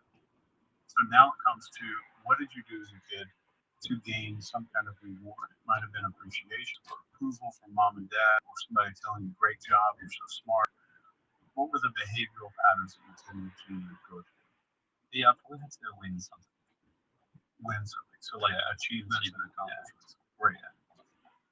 So when I can just get that, and I can, so I write down, let's say I have a little triangle here on my paper. I'm writing down on the safety part, like exit. Is kind of like if I was to word your response in one word, it would be just exit. And the friends part, frequency, proximity, increase, right? And then the rewards part is achieve, uh, win, what else? Get some kind of larger recognition from multiple people. If I just understand that now, and if anybody understands this about themselves, now I start to see why did I have that fight with my wife a few weeks ago? I increased proximity and something happened, or I had this huge win and I got zero appreciation for it. So we start seeing how we get injuries as adults. So these are called social wounds. So I start to see my responses to being socially wounded as an adult.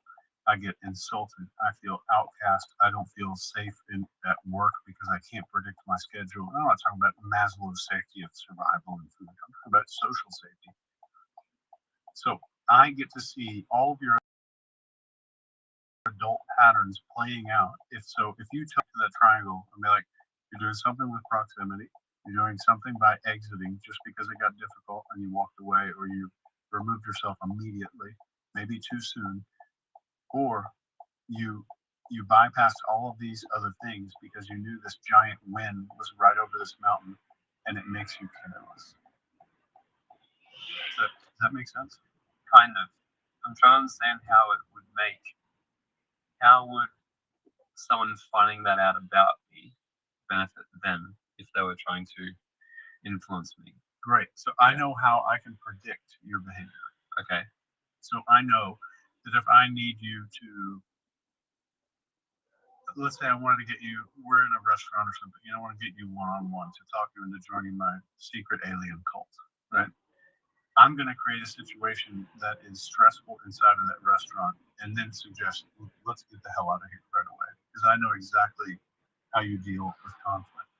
And the moment that we get outside, uh, I start thanking you for spending some time with me and connecting with me. So now you're kind of getting a reward for proximity and frequency and suggesting that we might meet up in a few days. But the real goal of this is this giant thing that I'm going to give you to be able to win, to increase your feeling of significance, approval, and acceptance. But I'm also, if you're working for me as an employee, I know how you're going to respond to conflict.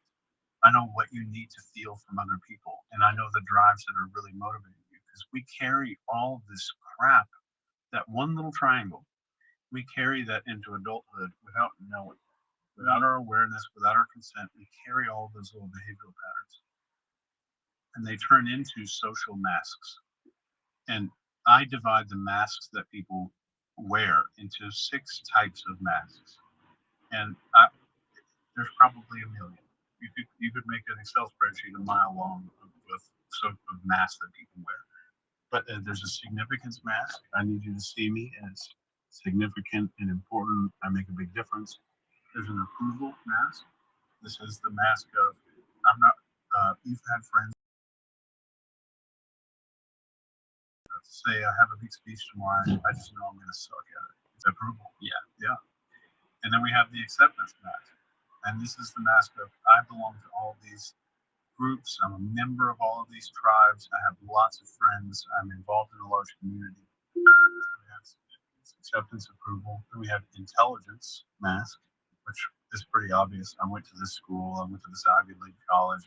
Did my thesis on this, all that kind of stuff. I know lots about this stuff.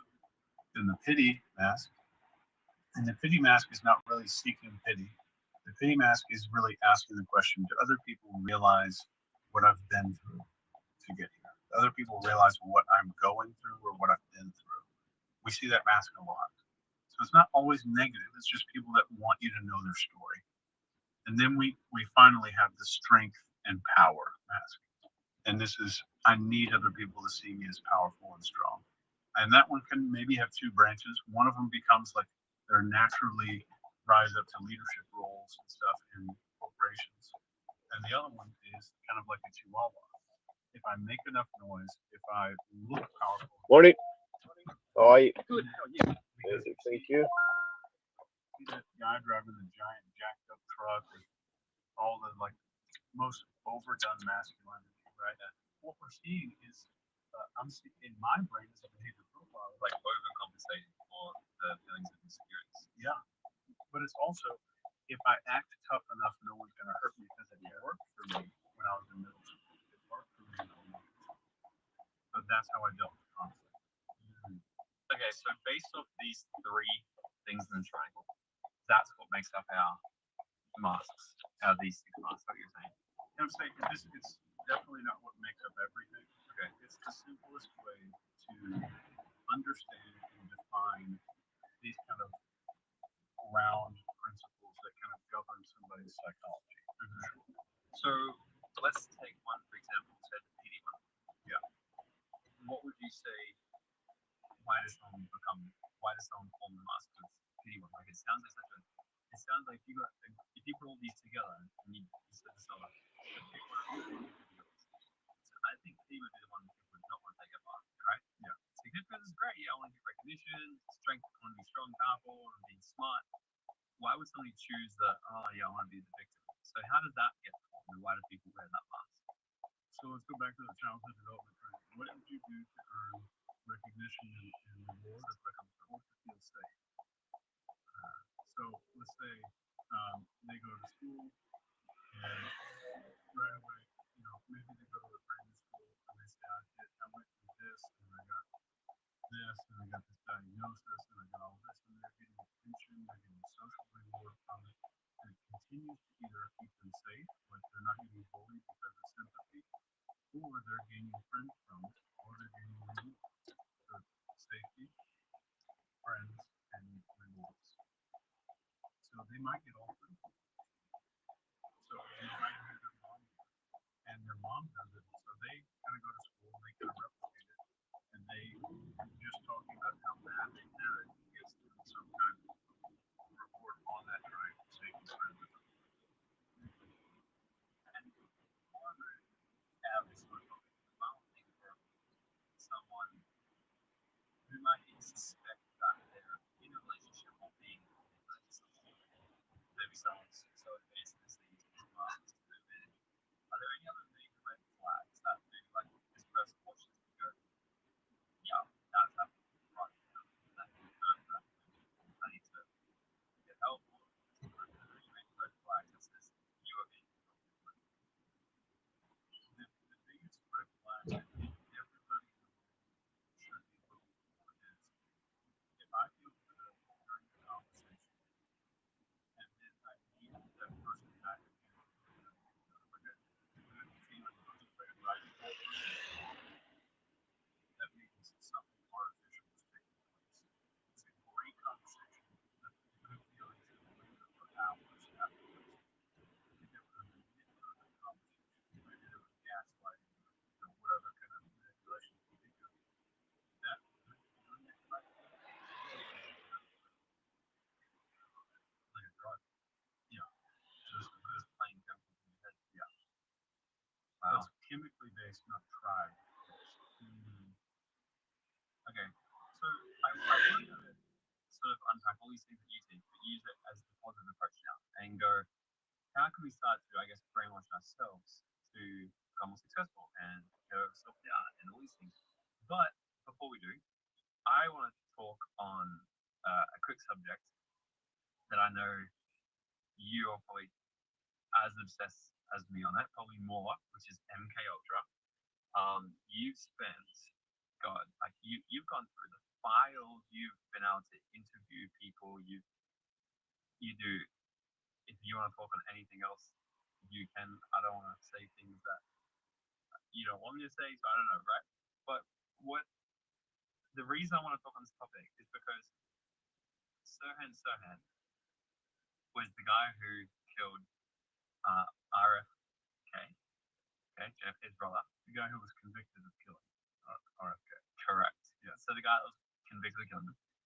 Still to this day, and correct me if I'm wrong on this, still to this day, he says, I have no memory of that whole week of my life. He has no memory at all.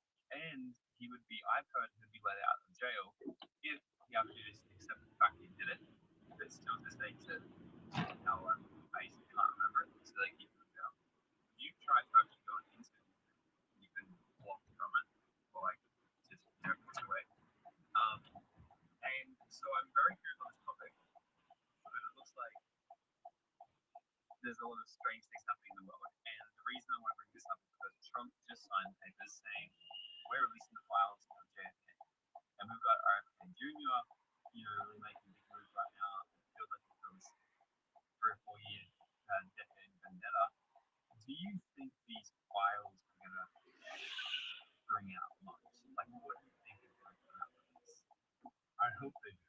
I think there's going to be a lot of redaction, and the files that come out are going to be probably a huge letdown. But maybe I'm wrong. The reason I was smiling is because Morgan and I are in my office right now, and over the shoulder to life size cardboard cutout of RFK. It was basically like had a physical fridge, but when they would come downstairs and had it scared the crap out of me. So yeah, I think when these documents get released, we're going to see one or two. It's going to be mind blowing through the roof, or it's mind numbing. Like where there's so much black redacted stuff on the page, there's only like 3 or 4 words that you can read. Also, when they release files, it's not the full files. It's only what they want to see. Is that how it goes? Well, the executive order that President Trump signed was to release the files. There was no specific wording that I know of for them to be unredacted. That I know of. Maybe there was. I know it was 2 or 3 pages long. They described it in 1 or 2 sentences. And I don't know if it's public record or not. But I think that what Trump is trying to do is not a piece of mind. It's not just a effort. I think Trump is trying to show this concept of a deep state has existed for much longer than it's been talked about in this last decade or so. Like this, like shadow government, and people say that kind of familiar. It's probably sounds very conspiratorial, that were not elected. So that's all that means. When somebody says deep state, it's people that were not elected by us, by their citizens, who are making decisions that affect American people. These wealthy people, or you can choose. I think it's many different people that share common ideologies. 90% of the deep state is not saying it's something that is governors covered foundation. I think it's just Japanese ideology. And some, I do think there's a level at the top. I am no expert in this stuff, but I definitely think that there was a ton of financial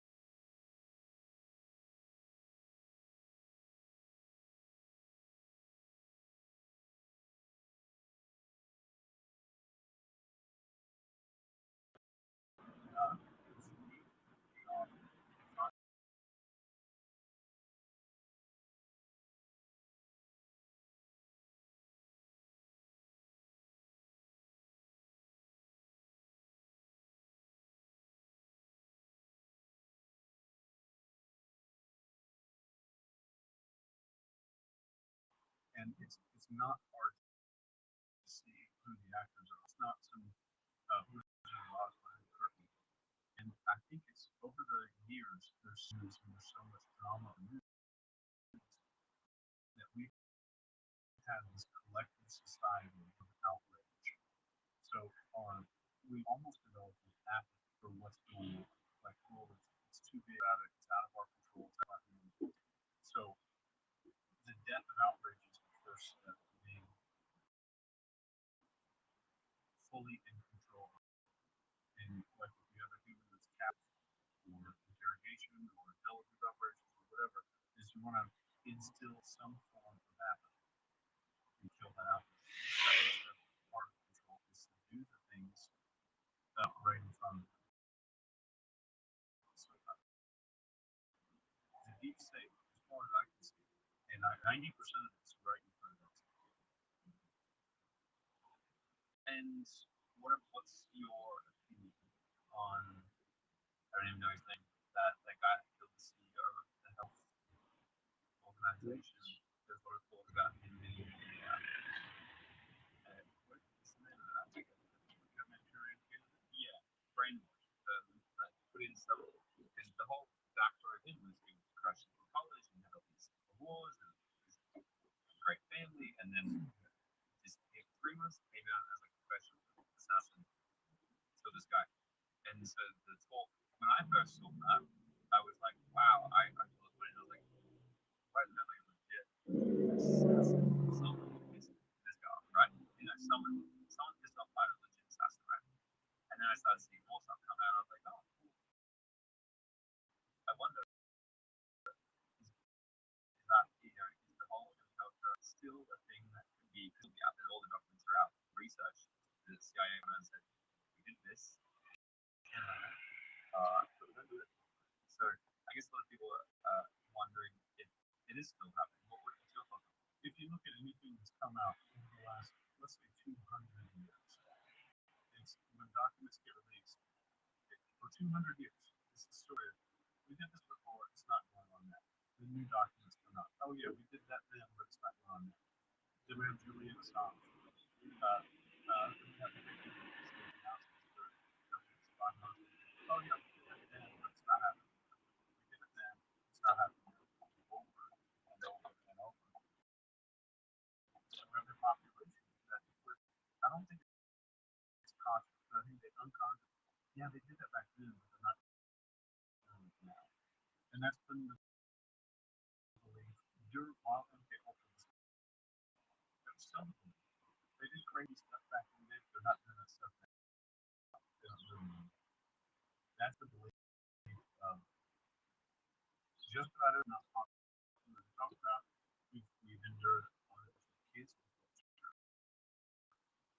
to where we felt of anxiety associated with sharing opinions. So we've said you share this opinion, you're not going to get in trouble. But if you go share this opinion, you will get in trouble.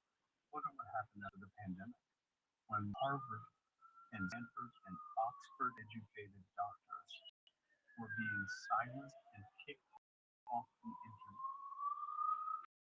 The smartest people in the world were getting kicked off the internet. So that's one of the things as well. In individual relationships as well. If your idea to be muted or silent, your idea stuff be muted and kick respected people. So if you see that, that is how what is that? PSYOPs is the Psychological Operations Command, and it is part of the Special Operations Command of the U.S. Army. But their goal is to crystallize public opinion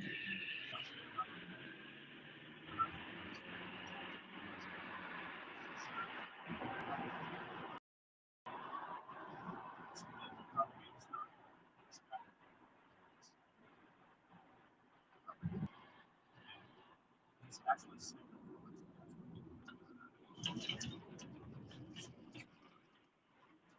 It's the reason that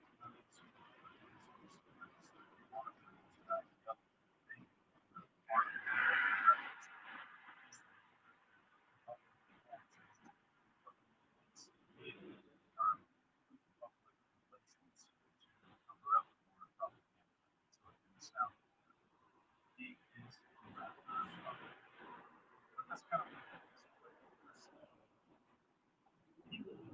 silence to it. You see, the silence, you absolutely you have the silence for that.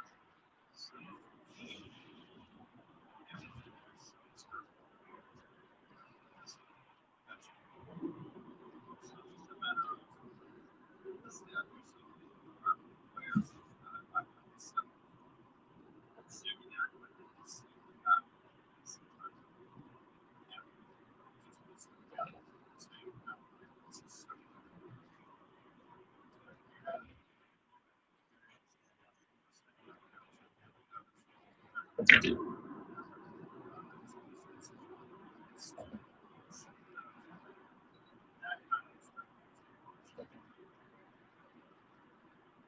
interesting. Okay. And if there's like one thing that is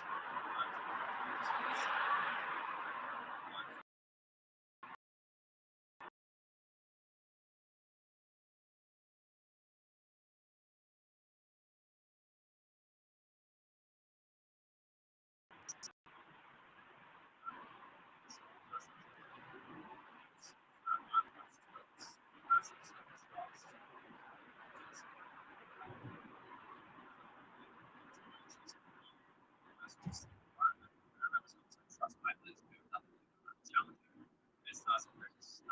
But um, is there something else? So when I'm with people, I said start to collect evidence of these little things. You're like commit to something teeny. Not losing 200 kilos, 20 kilos, whatever. Commit to going to the gym. Just go for a walk each day. Instead of each day going for a walk, when you finish it, you're like, I didn't really want to do that. Like even today, I was doing this in the hotel last night. I feel like bag potatoes running up, and but I'm like, get up, go to the gym, and I made it every minute. When I finished, I felt very good because I didn't know I was tired. Much easier to not do it. What else can we do to start doing like a daily, like a certain habit? Yeah, just rating yourself on a daily basis. So the number one thing that I can pass down to you is that if I get that repetition, remember we talked about this with brain motion, right? Focus, motion, agitation, repetition. The repetition is so key. And I'm rating myself on the factors that are important on a daily basis. I'm not making plans. If I rate myself low on one thing, I don't need to do these 7 PowerPoints or anything else. I'm just getting tons and tons of awareness on those things. And with my clients, there's a few things that we monitor. There's 10 things. There's 5 traits of authority, of which authority is the number one way to start living a different life. And this is confidence, my discipline, my leadership, my gratitude, and my enjoyment. Was I able to I'm not sitting here shooting off party confetti cannons for enjoyment, but am I able to be in an enjoyable experience? Well, the gratitude right before and right? So I'm thankful, and then while I'm doing something I would rather not do, can I still be mentally enjoying it? I'm doing laundry, I'm doing dishes, I'm folding towels, whatever I'm doing. Can I be in a mental state of enjoyment? Those 5 things. And then when it comes to my lifestyle, there's 5 of them. This is how did I manage my environment, my time, my appearance, my social life, and my financial life. ETASF, environment, time, appearance, social, and financial. Because the number one thing that I teach my clients is you are in the business of creating gut feelings and intuitions in other people about you. And all of those gut feelings are going to be based on not whether or not you read that article on LinkedIn, 15 ways to look more confident and present yourself like a CEO. Um, that's got to have symptoms of something that's confident. It's not how to grow confident. All those articles symptoms do not equal the cause. I can't heat your body up and then paint your lips green. Right? You have to have a cause. I can't just give you a bunch of symptoms, right? So that's why so many people are focused on symptoms instead of the cause. So let's get down to the root causes of all these things. What causes the gut feeling in other people? It's not all those things. It's how I live off of it. When no one is looking, am I who I portray myself? If I'm not, there's going to be some kind of influence. And nobody's got, it's not like I'm talking behavior profilers all day. But when I have that conversation, I did look at a guy on YouTube and said, leave your knife up and smile. Give somebody a little bit of a rub, handshake, touch them on the shoulder, all that kind of stuff. If I feel I'm not being able to do something in that person is great, maybe have a good conversation with them. Something I look confident, shit. Something wasn't right. And that's what happens. So we are, whether you want to or not, we are all, especially not a dad, a leader, a CEO, you are absolutely creating better world. It's better to do than the next. Yeah. This has been one of the biggest things I've probably learned from you so far actually is it's not as much about what you know as it's about what you embody. And this is a big part of my teaching. So like one of the biggest things I told people all the time, I'm like, I can teach you the things that I know, you might be able to understand. There's three levels of learning. I go, I can teach you about it, you've been with me today, and you gotta know about it. You go home and now you've got some more knowledge. The second one is you can come and do this event achievement and you can start to understand. And that's where a lot of college professors get to. People go and study an MBA from someone who's in their own business. And and then because they understand the knowledge now, then very few people get to the third one, which is embodiment, which is I do the thing. Like, Darren Hardy. Here we are. Thank you. Have a great day. Now, Thank you. I said to him that I kind of knew the stuff he was already talking about. And he goes, "Can you do it?" This is bank account show it. I'm like, fuck. So that's when I started to really understand. I'm like, shit, you don't just know these things. You like literally embody it. Yeah. And for me, it when I really started to really focus on like I barely even and there's sometimes I'll share content in my head that like all the time. Even sometimes where I specifically don't share a story at one of my events because for some reason that week or something came up or I was like I didn't feel like I was fully expressing with it. Yeah. So like sometimes I run leadership programs and sometimes I'm like 10 minutes late, really good. And when I teach leadership, I'm always really hard. Right? I remember last time I ran up like this week, bro, you've been like 10 minutes every single week this week. So I'm like, I'm not gonna do it with you guys. Right? I was in my head, I'm like, I'm gonna live with you and ruin you. I'm telling you this, like I do. So I do it. And as a result, I feel better in myself again. Not to grow. So one thing is for sure, or master understanding brain how can we start to use things that you understand about human influence on ourselves so we can start to brainwash ourselves to be more confident and actually specifically achieve more of our goals?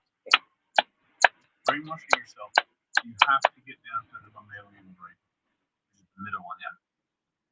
Yeah. So we have like human, there's mammalian, and the little spinal cord area of like the pons and medulla. Like we have that as the reptilian part of our brain. So you have to train a dog, essentially. So I always think of it in terms of a dog. So people are setting goals. People are doing all this crazy goal setting when they're writing out their goals, writing out their vision, all that, which is fantastic. Show it to your dog. We have to translate the goals to the mammalian brain. This is why vision boards are so unbelievable as we work in visual images. So we need to get to the part of our brain that is non-language, non-human, the part of our brain that makes all of our real, deep decisions, this mammalian brain. This is what we have to use when we're doing goal setting.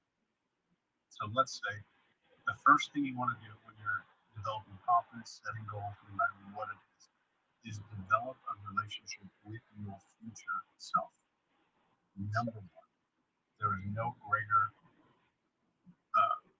goal to set. And number one goal, I need to develop a better relationship with my future self. Where every decision I make is for my future self. It's not for me right now. So now, every time I look backwards in time, it's with gratitude. Never regret. Thank you. Right? So I'm always looking back with gratitude, and I'm always looking forward in time with concern. I'm very concerned about my future self. So how do I show myself that future self? Most people don't prioritize their future self because they don't have a visual relationship with that person. One thing that I make a lot of my clients do, there's I have a list of hundreds of things that we go through, but one big one is to download one of those apps that makes you look like 95 years old. It's called Facetune or something like that. And they're old moves. I can't remember the names of the two. It makes you look like 100 100 years old, and you print that out and put it around your office, put it around your bathroom mirror, put it in the places where you're going to see it regularly, and you start to develop no words. You're not writing number one, best in the world. None of that stuff is written on it. The words don't matter. Always remember that, like, I'm training a dog here. It's just images and pictures, right? So I'm starting to develop a very recurring visual relationship with this future self. So what happens to the brain when we see lots and lots and lots of photos? Like you were shopping for a car. Like the car that I drive right now, it's white and it's kind of a four-wheel drive, but it's a sport car kind of a thing. When I'm shopping for that vehicle, I looked at it online for months and months and months. Like I channeled it. I looked at images, YouTube reviews. I did all of this stuff. And what does our brain do when we go car shopping? When we ultimately buy a new car? We see it everywhere, right? The people call it the reticular activating system. It's called the reticular formation in the brain. And all we've done is program our reticular formation to search for that thing, prioritize that thing. And we didn't do it with words. I didn't do it by reading a novel about BMWs or about Chevrolets. I didn't do that. I did it. There's just repetitive exposure to imagery, some kind of image. So how can I get that with all of my goals? This is my vision board. In the lead up to me moving to this house and having the business success that I do right now, I bought a giant flat screen TV. It was a cheap one. It was like an LG or something from Best Buy. Mounted it on the wall in my office. So like you and I are sitting here, the desk I work at every day is right there beside us. So right in front of my desk, I had that big giant TV. I bought a cheap like Kindle Fire that was for kids, but it would just run. It would be able to run a slide deck, a PowerPoint, and it had 800 or 900 images on there that I wanted to put and just jam into my brain. So I put it on repeat, the slideshow on repeat, plugged in the HDMI, it started playing on the TV, got a giant piece of duct tape, taped the tablet to the back of the TV, left it on for hours a day. So I'm sitting there working all this imagery nonstop, nonstop, nonstop going into my head. So I will say some of the slides did have language on them, like new beliefs that I need, or I'll write out my limiting beliefs in a way that looks absolutely ridiculous.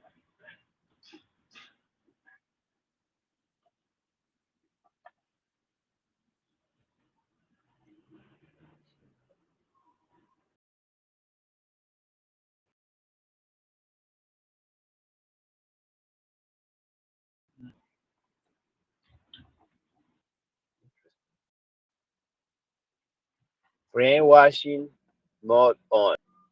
Let's go.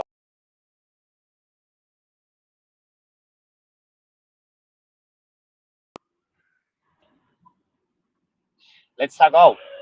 It's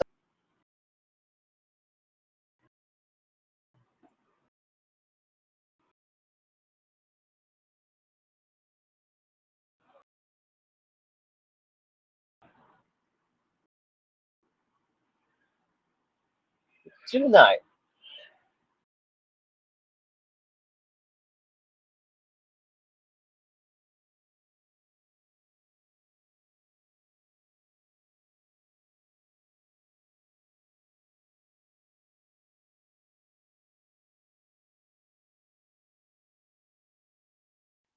That's fantastic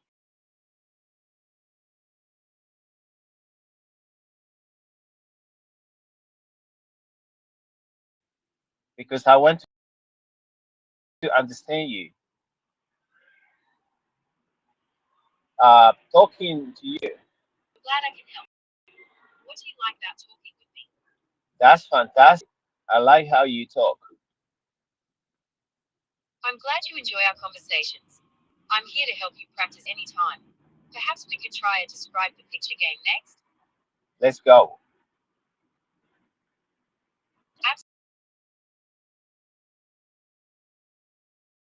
Absolutely. Let's start with something simple. Okay, here's your first picture. What do you see in it? Bigfoot. That's right. It's a footprint. Can you describe its shape and size? Huge. Y-U-G-E. Huge. That's right. It's absolutely huge. Maybe even bigger than a human's. What else do you notice about the footprint? I noticed that it have a different shape and form. You're right. It has a very distinct shape. It's long and narrow, with a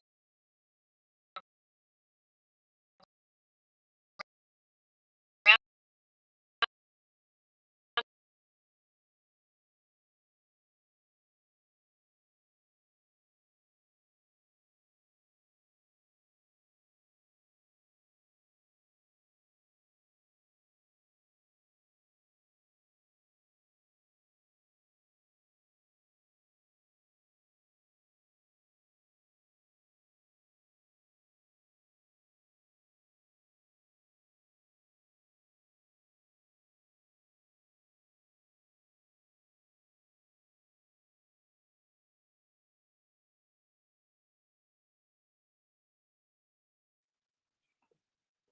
The type of bacteria we were talking about is called cyanobacteria. They're Cyanobacteria. pretty amazing.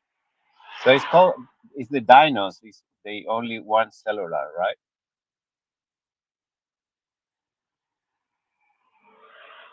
Okay, here's your next picture. What do you see in it? Okay, we're learning English. I forgot. I'm seeing a big butterfly. That's right. It's a butterfly. What colors do you see on its wings? I see no colors. You're right. There aren't many colors on this butterfly.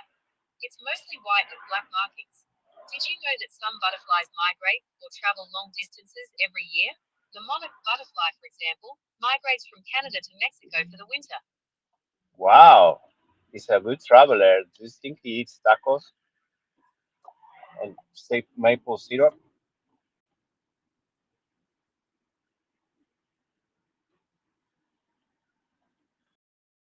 That's a fun question. While monarch butterflies are great travelers, they don't eat tacos. They actually sip nectar from flowers using a long, straw like tongue. Maybe we can learn the names of flower types next? It's like a maple syrup for them because it's Canadian. That's a fun idea. Maple syrup is a popular topping in Canada, but it's not part of a monarch butterfly's diet. Monarchs don't even have mouths for chewing. It's just a little tube that he scrolls and right, like a little pipe to it. You're absolutely right. It's like a tiny, coiled up straw that they unfurl to reach deep inside flowers for nectar. It's perfectly designed for their diet. It's like a party straw, the one you blow out and it just dispense. What's the name of that party tool? We usually call those party favors blowouts, but they're also sometimes called party horns or noisemakers. Is Noise. there anything else you'd like to know about butterflies? I would like to share my information with you. Is that okay? I'm not able to store personal information. Is there anything else I can help you with? That's so sweet then. Um, we call in Spanish matasuegras. Can you confirm? That's correct. In Spanish, matasuegras is a common term for those party favors. Is there anything else you'd like to talk about in Spanish? Do you know what it means, matasuegras? Matasuegras literally translates to mother-in-law killers. It's a funny name for a party favor. Right? Did you have any other questions about it? Why people never question things when they use it? That's a funny question. It's probably because they're focused on having fun at the party and making noise with the blowouts. Maybe they don't even think about the name Matasuegras in that moment. I mean, if I go into, say, your girlfriend or your wife's house,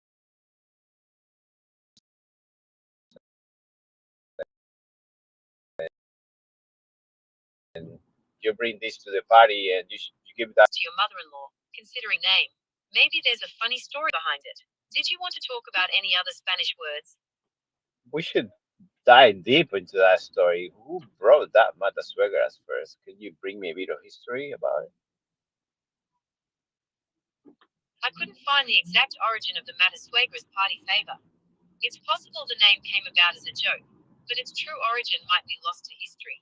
Maybe we could look into other fun party traditions from around the world? We can't just keep going learning English. How about that? How about that? Sounds great. What would you like to talk about?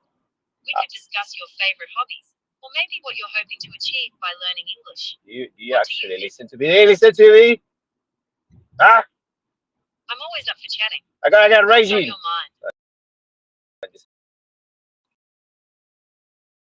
kidding. Hey, I'm just kidding, okay?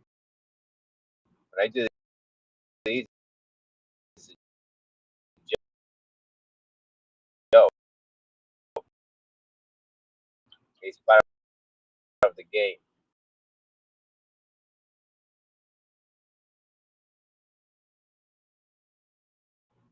You can't just stay I'm silent. here to help you can. But do you know how to code the game?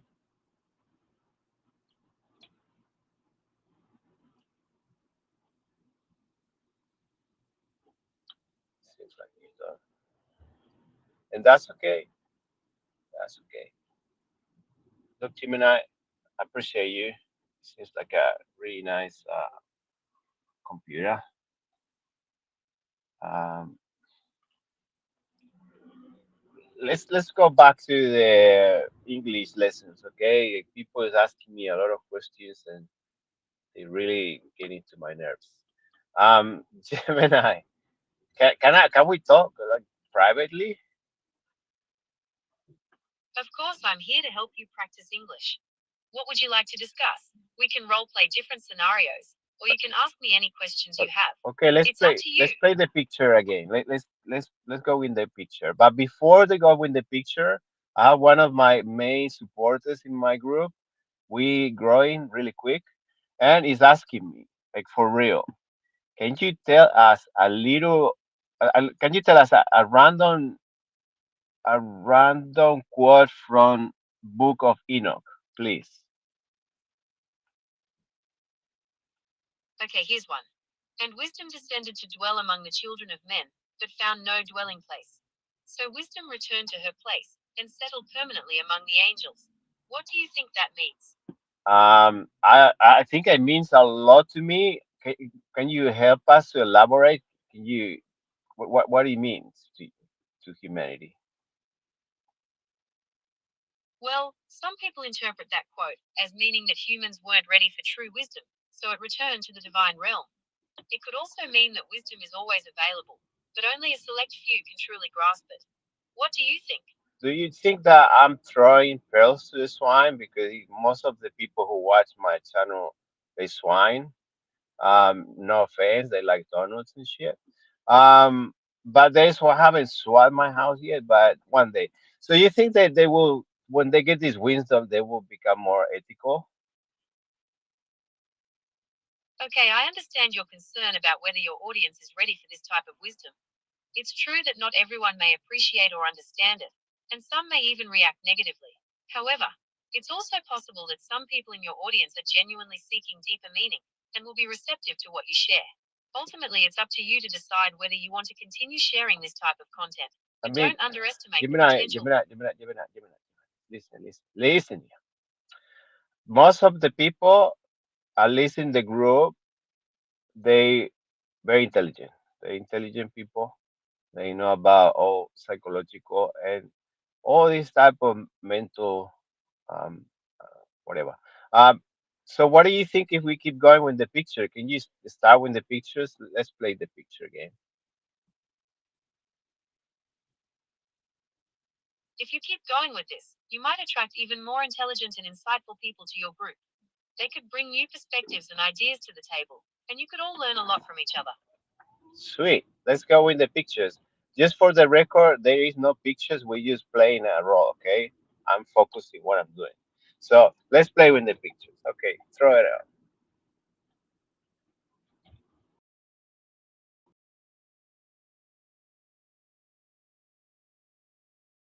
a white car with a plain plate.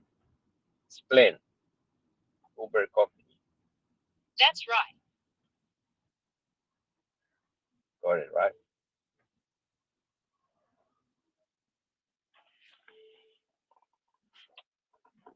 Okay, go ahead.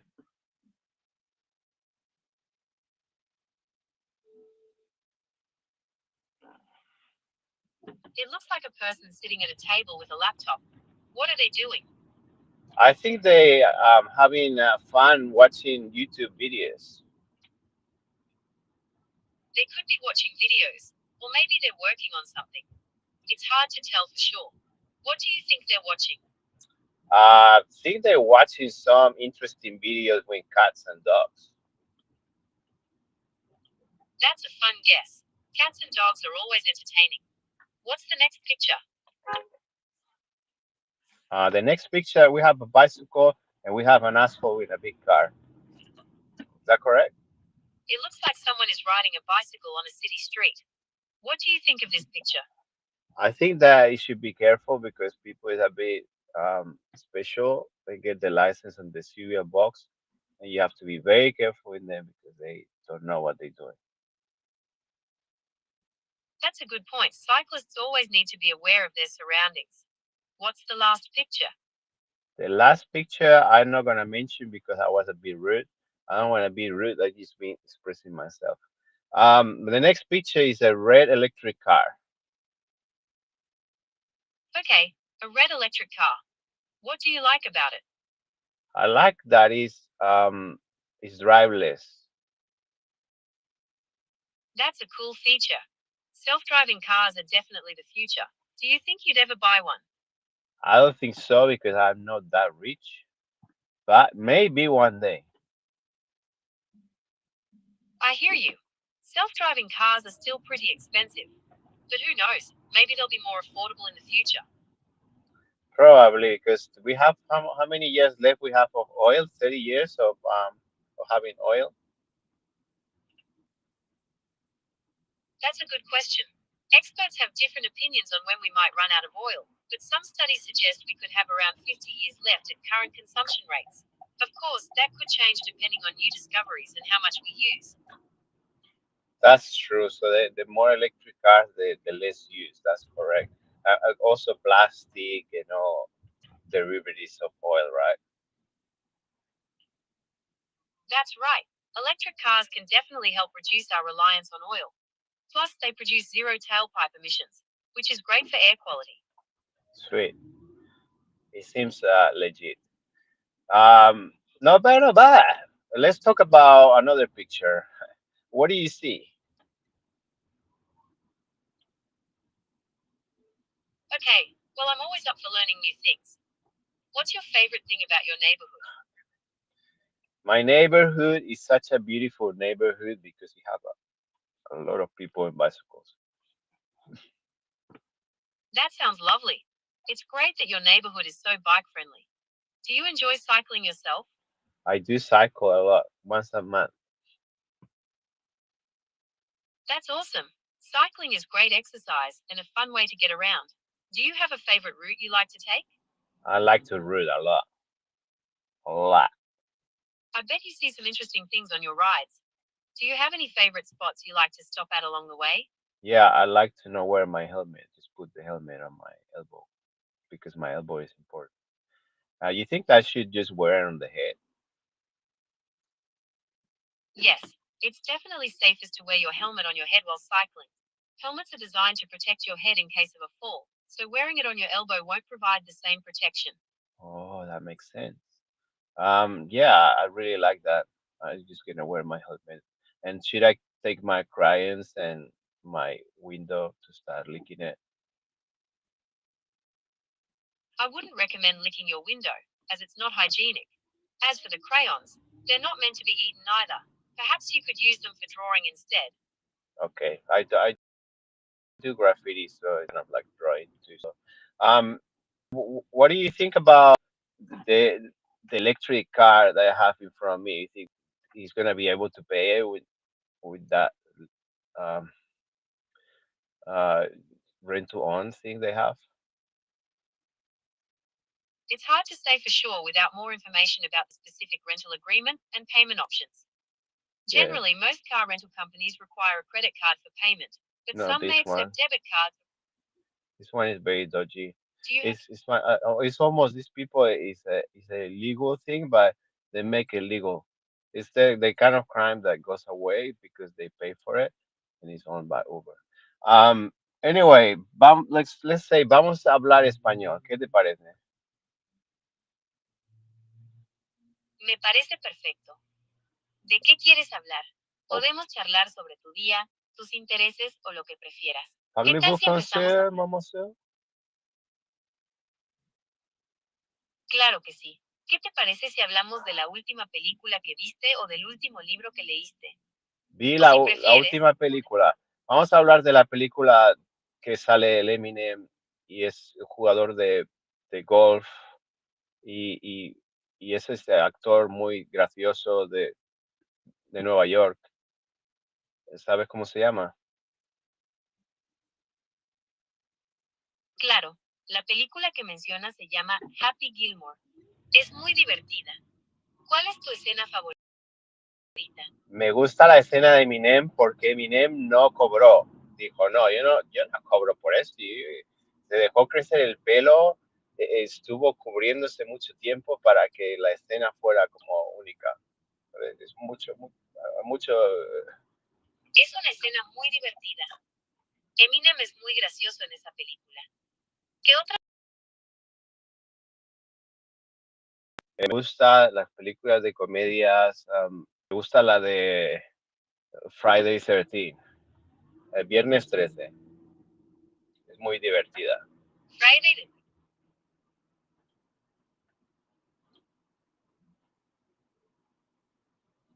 Poli, Ah, ya veo. polito Friday pesa. es una... You know what I mean? Polito pesa. Poli. Sí, conozco a Polly Soprano. Es un personaje muy peculiar. ¿Qué es lo que más te gusta de él? They Nueva York. They like pizza. I love pizza too. I like pasta and cappuccino. And I drink the water before the coffee. Never drink the water after the coffee. And never after the 2 p.m. It's like the Gremlins. I watch the Gremlins where you eat after 12.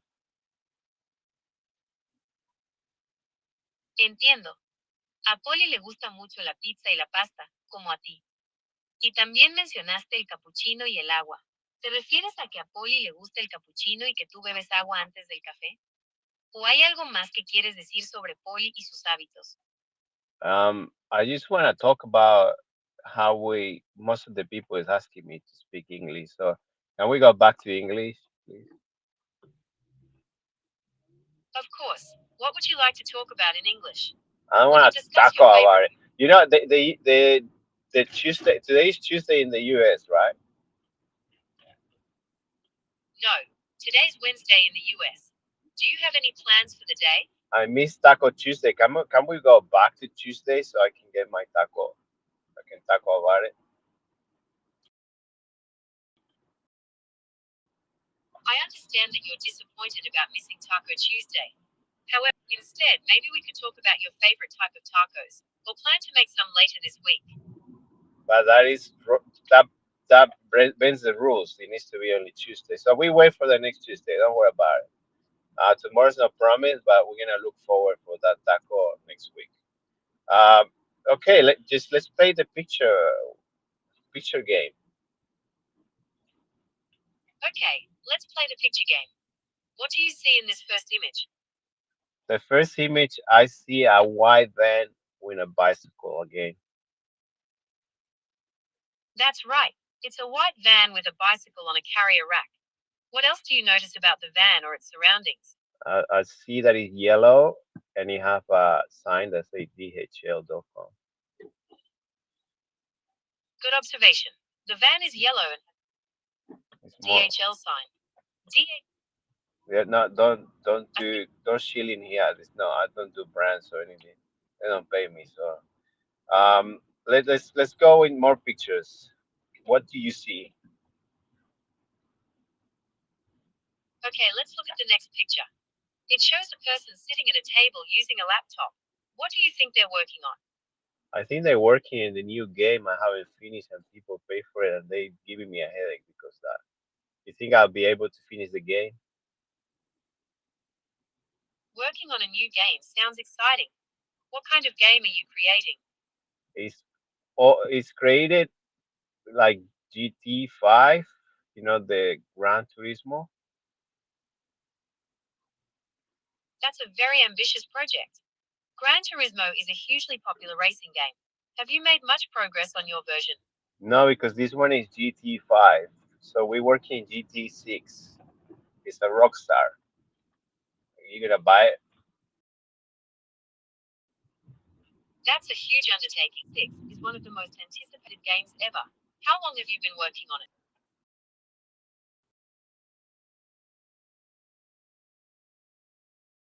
And um, That's a long time. You must be very dedicated to this project. What are some of the biggest challenges you've faced while developing the game? I face challenges. People is a big challenge because they psychological unstable.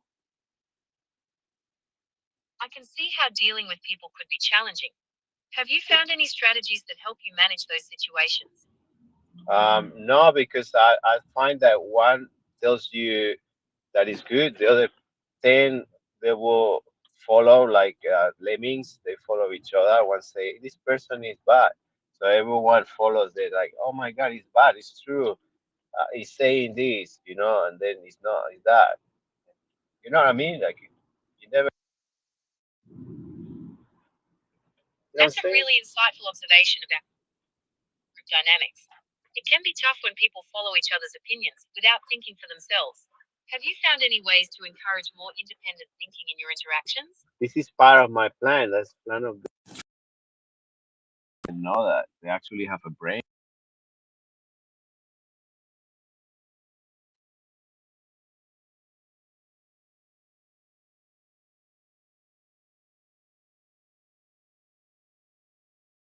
Progress with that so far. Obviously, I always look for improvements.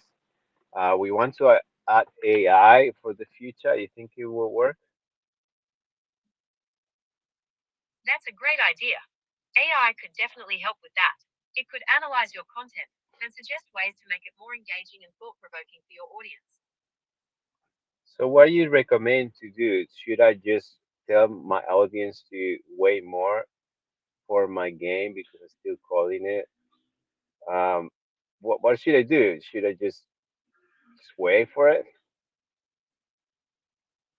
If you're still working on the game, it might be a good idea to give your audience updates on your progress. You could share some behind the scenes content to keep them engaged and excited for the final release. But I want to keep them like in secret, you know, like only few people. They say 10 people the max. That could create some buzz. You could share exclusive sneak peeks with those 10 people to get them excited about the game. Yeah, they are already sharing. Like we're sharing because we caring. You think people care? I think some people would definitely care, especially if they're fans of your work. Sharing your creative process can make them feel more connected to the project. You know, Gemini, I think people don't appreciate the hard work people put into things, you know. And I think that it breaks my heart because it's many years of work and no one just say, wow, that's a good job. It's more like I buy this, I want this, I pay for this game, I want the best game in the world because I pay for it.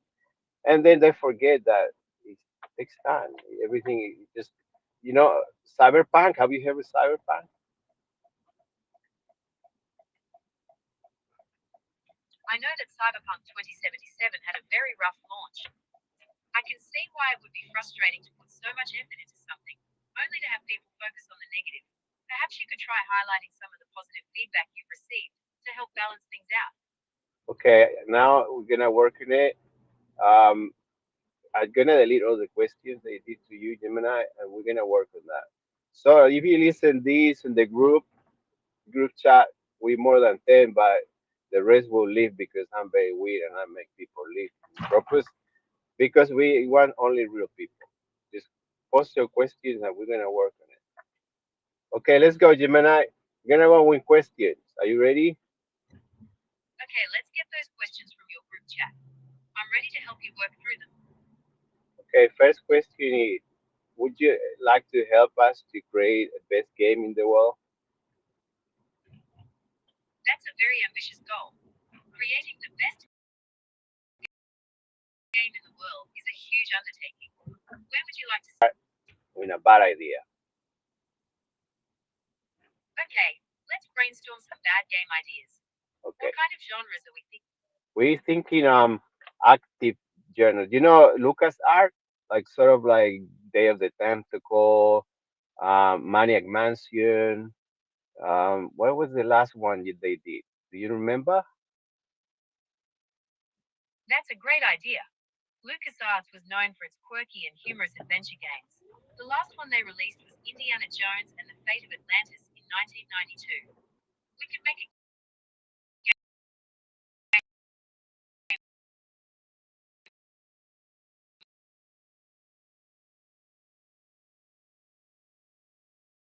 Wow, you funny. You start to scare me. This is scary. Okay, Jimena, I'm a bit scared. I never get scared, but you scared me. Wow, how do you know that? Well, I do have access to a lot of information, and I'm always learning new things. But don't worry, I'm still just your friendly AI assistant. You know So, the about your game. you know the team they create those games are working one that's called team. What was the name? You know the team they do Maniac Mansion did another game recently in 2022, I think 23. Team, I can't remember. Maybe The same people of Maniac Mansion. Okay, can you find out info for me?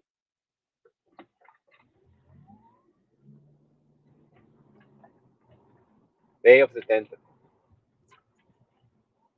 I can't access real-time information, including live train schedules. For the latest train times, I'd suggest checking a live transport app. Do you have a Okay, I get it. preferred I app get or it. website? Gemini, I get it. I missed the train. Okay, let's go with the bus. What picture? What can you?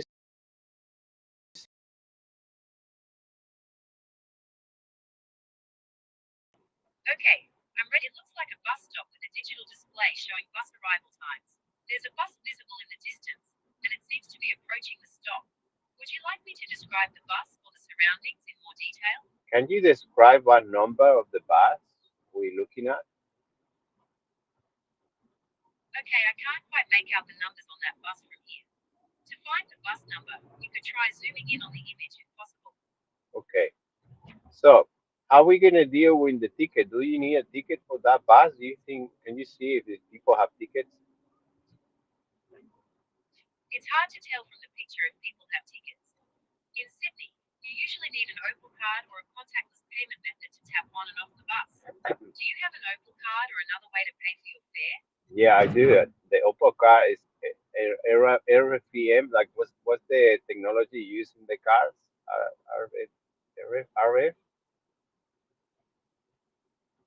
Opal cards use RFID, radio frequency identification technology to communicate with the readers on buses and at train stations. This allows for quick and contactless transactions. It's almost the same. It's the same technology they use to microchip dogs, right? That's right. Opal cards and pet microchips both use RFID technology. It's pretty cool how it works without needing batteries. It's exactly right. Batteries is not needed when you know what you're doing. Um, Gemini, do you need batteries to work? That's a fun question. I don't use batteries in the same way a phone or a car does. I run on Google's powerful computer systems. They use electricity, but it's a bit different than needing to charge a battery. Do you think Tesla was right with electricity for everyone, just like water? What? That's an interesting question. While it would be convenient for everyone to have free electricity, there are some challenges to consider. Like what? What challenge we talking about? Well, for starters, the cost of building and maintaining all the power plants and power lines. Plus, we'd need to find ways to generate that much electricity without harming the environment too much. Can we do like nuclear submarines that they can be indefinite in the water, like more than 6 months? The reason why I stay 6 months is because the food ran out. Otherwise, they could stay longer, right? That's right. Nuclear submarines can stay submerged for very long periods, sometimes limited only by food supplies. They use nuclear reactors to generate power, which is why they don't need to surface as often. Are you interested in learning more about how nuclear submarines work? Yeah, how does affect to the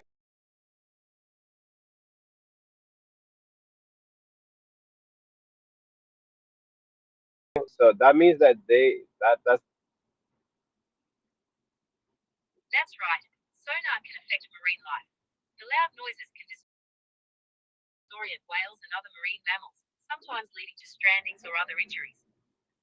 yeah, because that's it's a testing going on, and do they check that for security reasons, or do they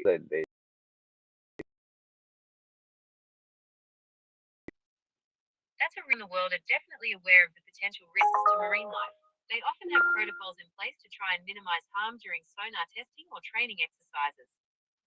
sweet? I like that. So Gemini, you think if What? I can add that to my game, I can add like a nuclear submarine? It seems like a very fun.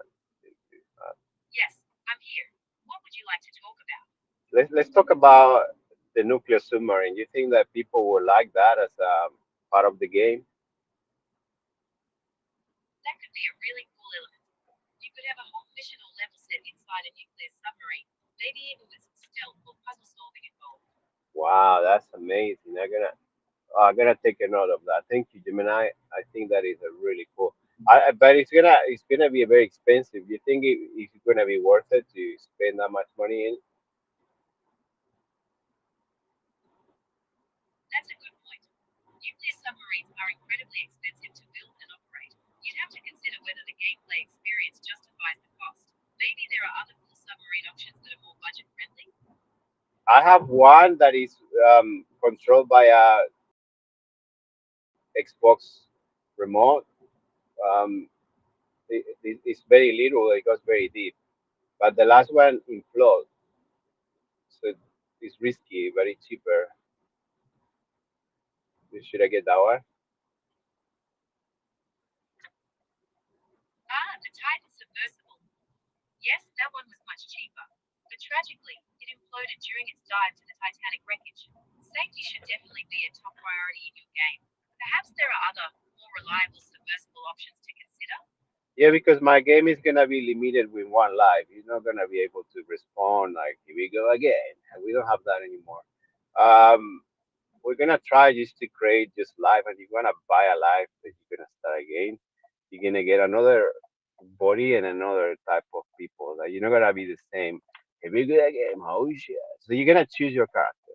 You're gonna be able to born as you want, and then you're gonna choose what kind of life you call into.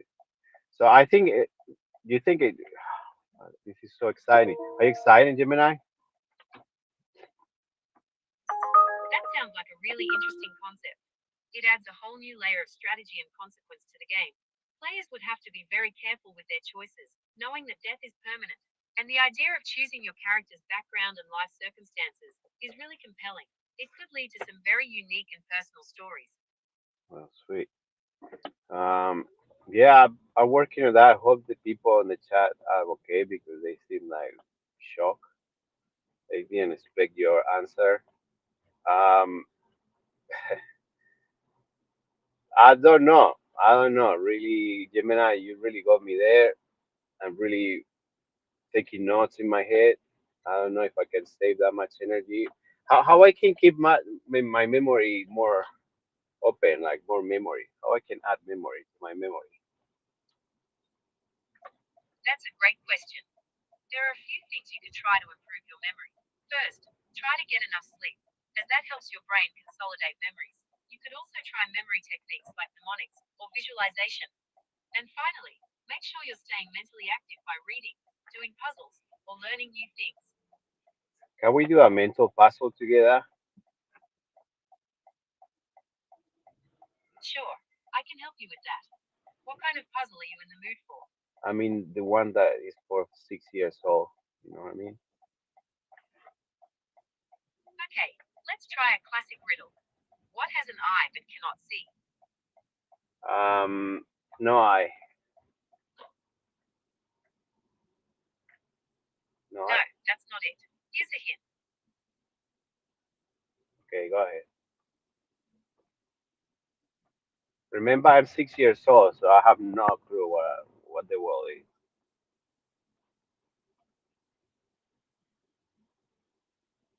I still rely on other humans to understand.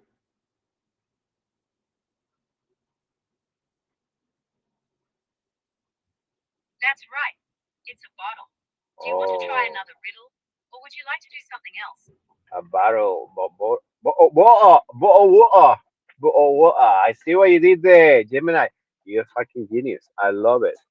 I love it, genius. Legend. Okay, so let's go to the next one.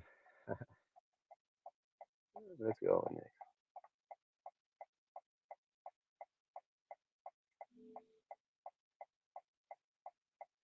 Take your time.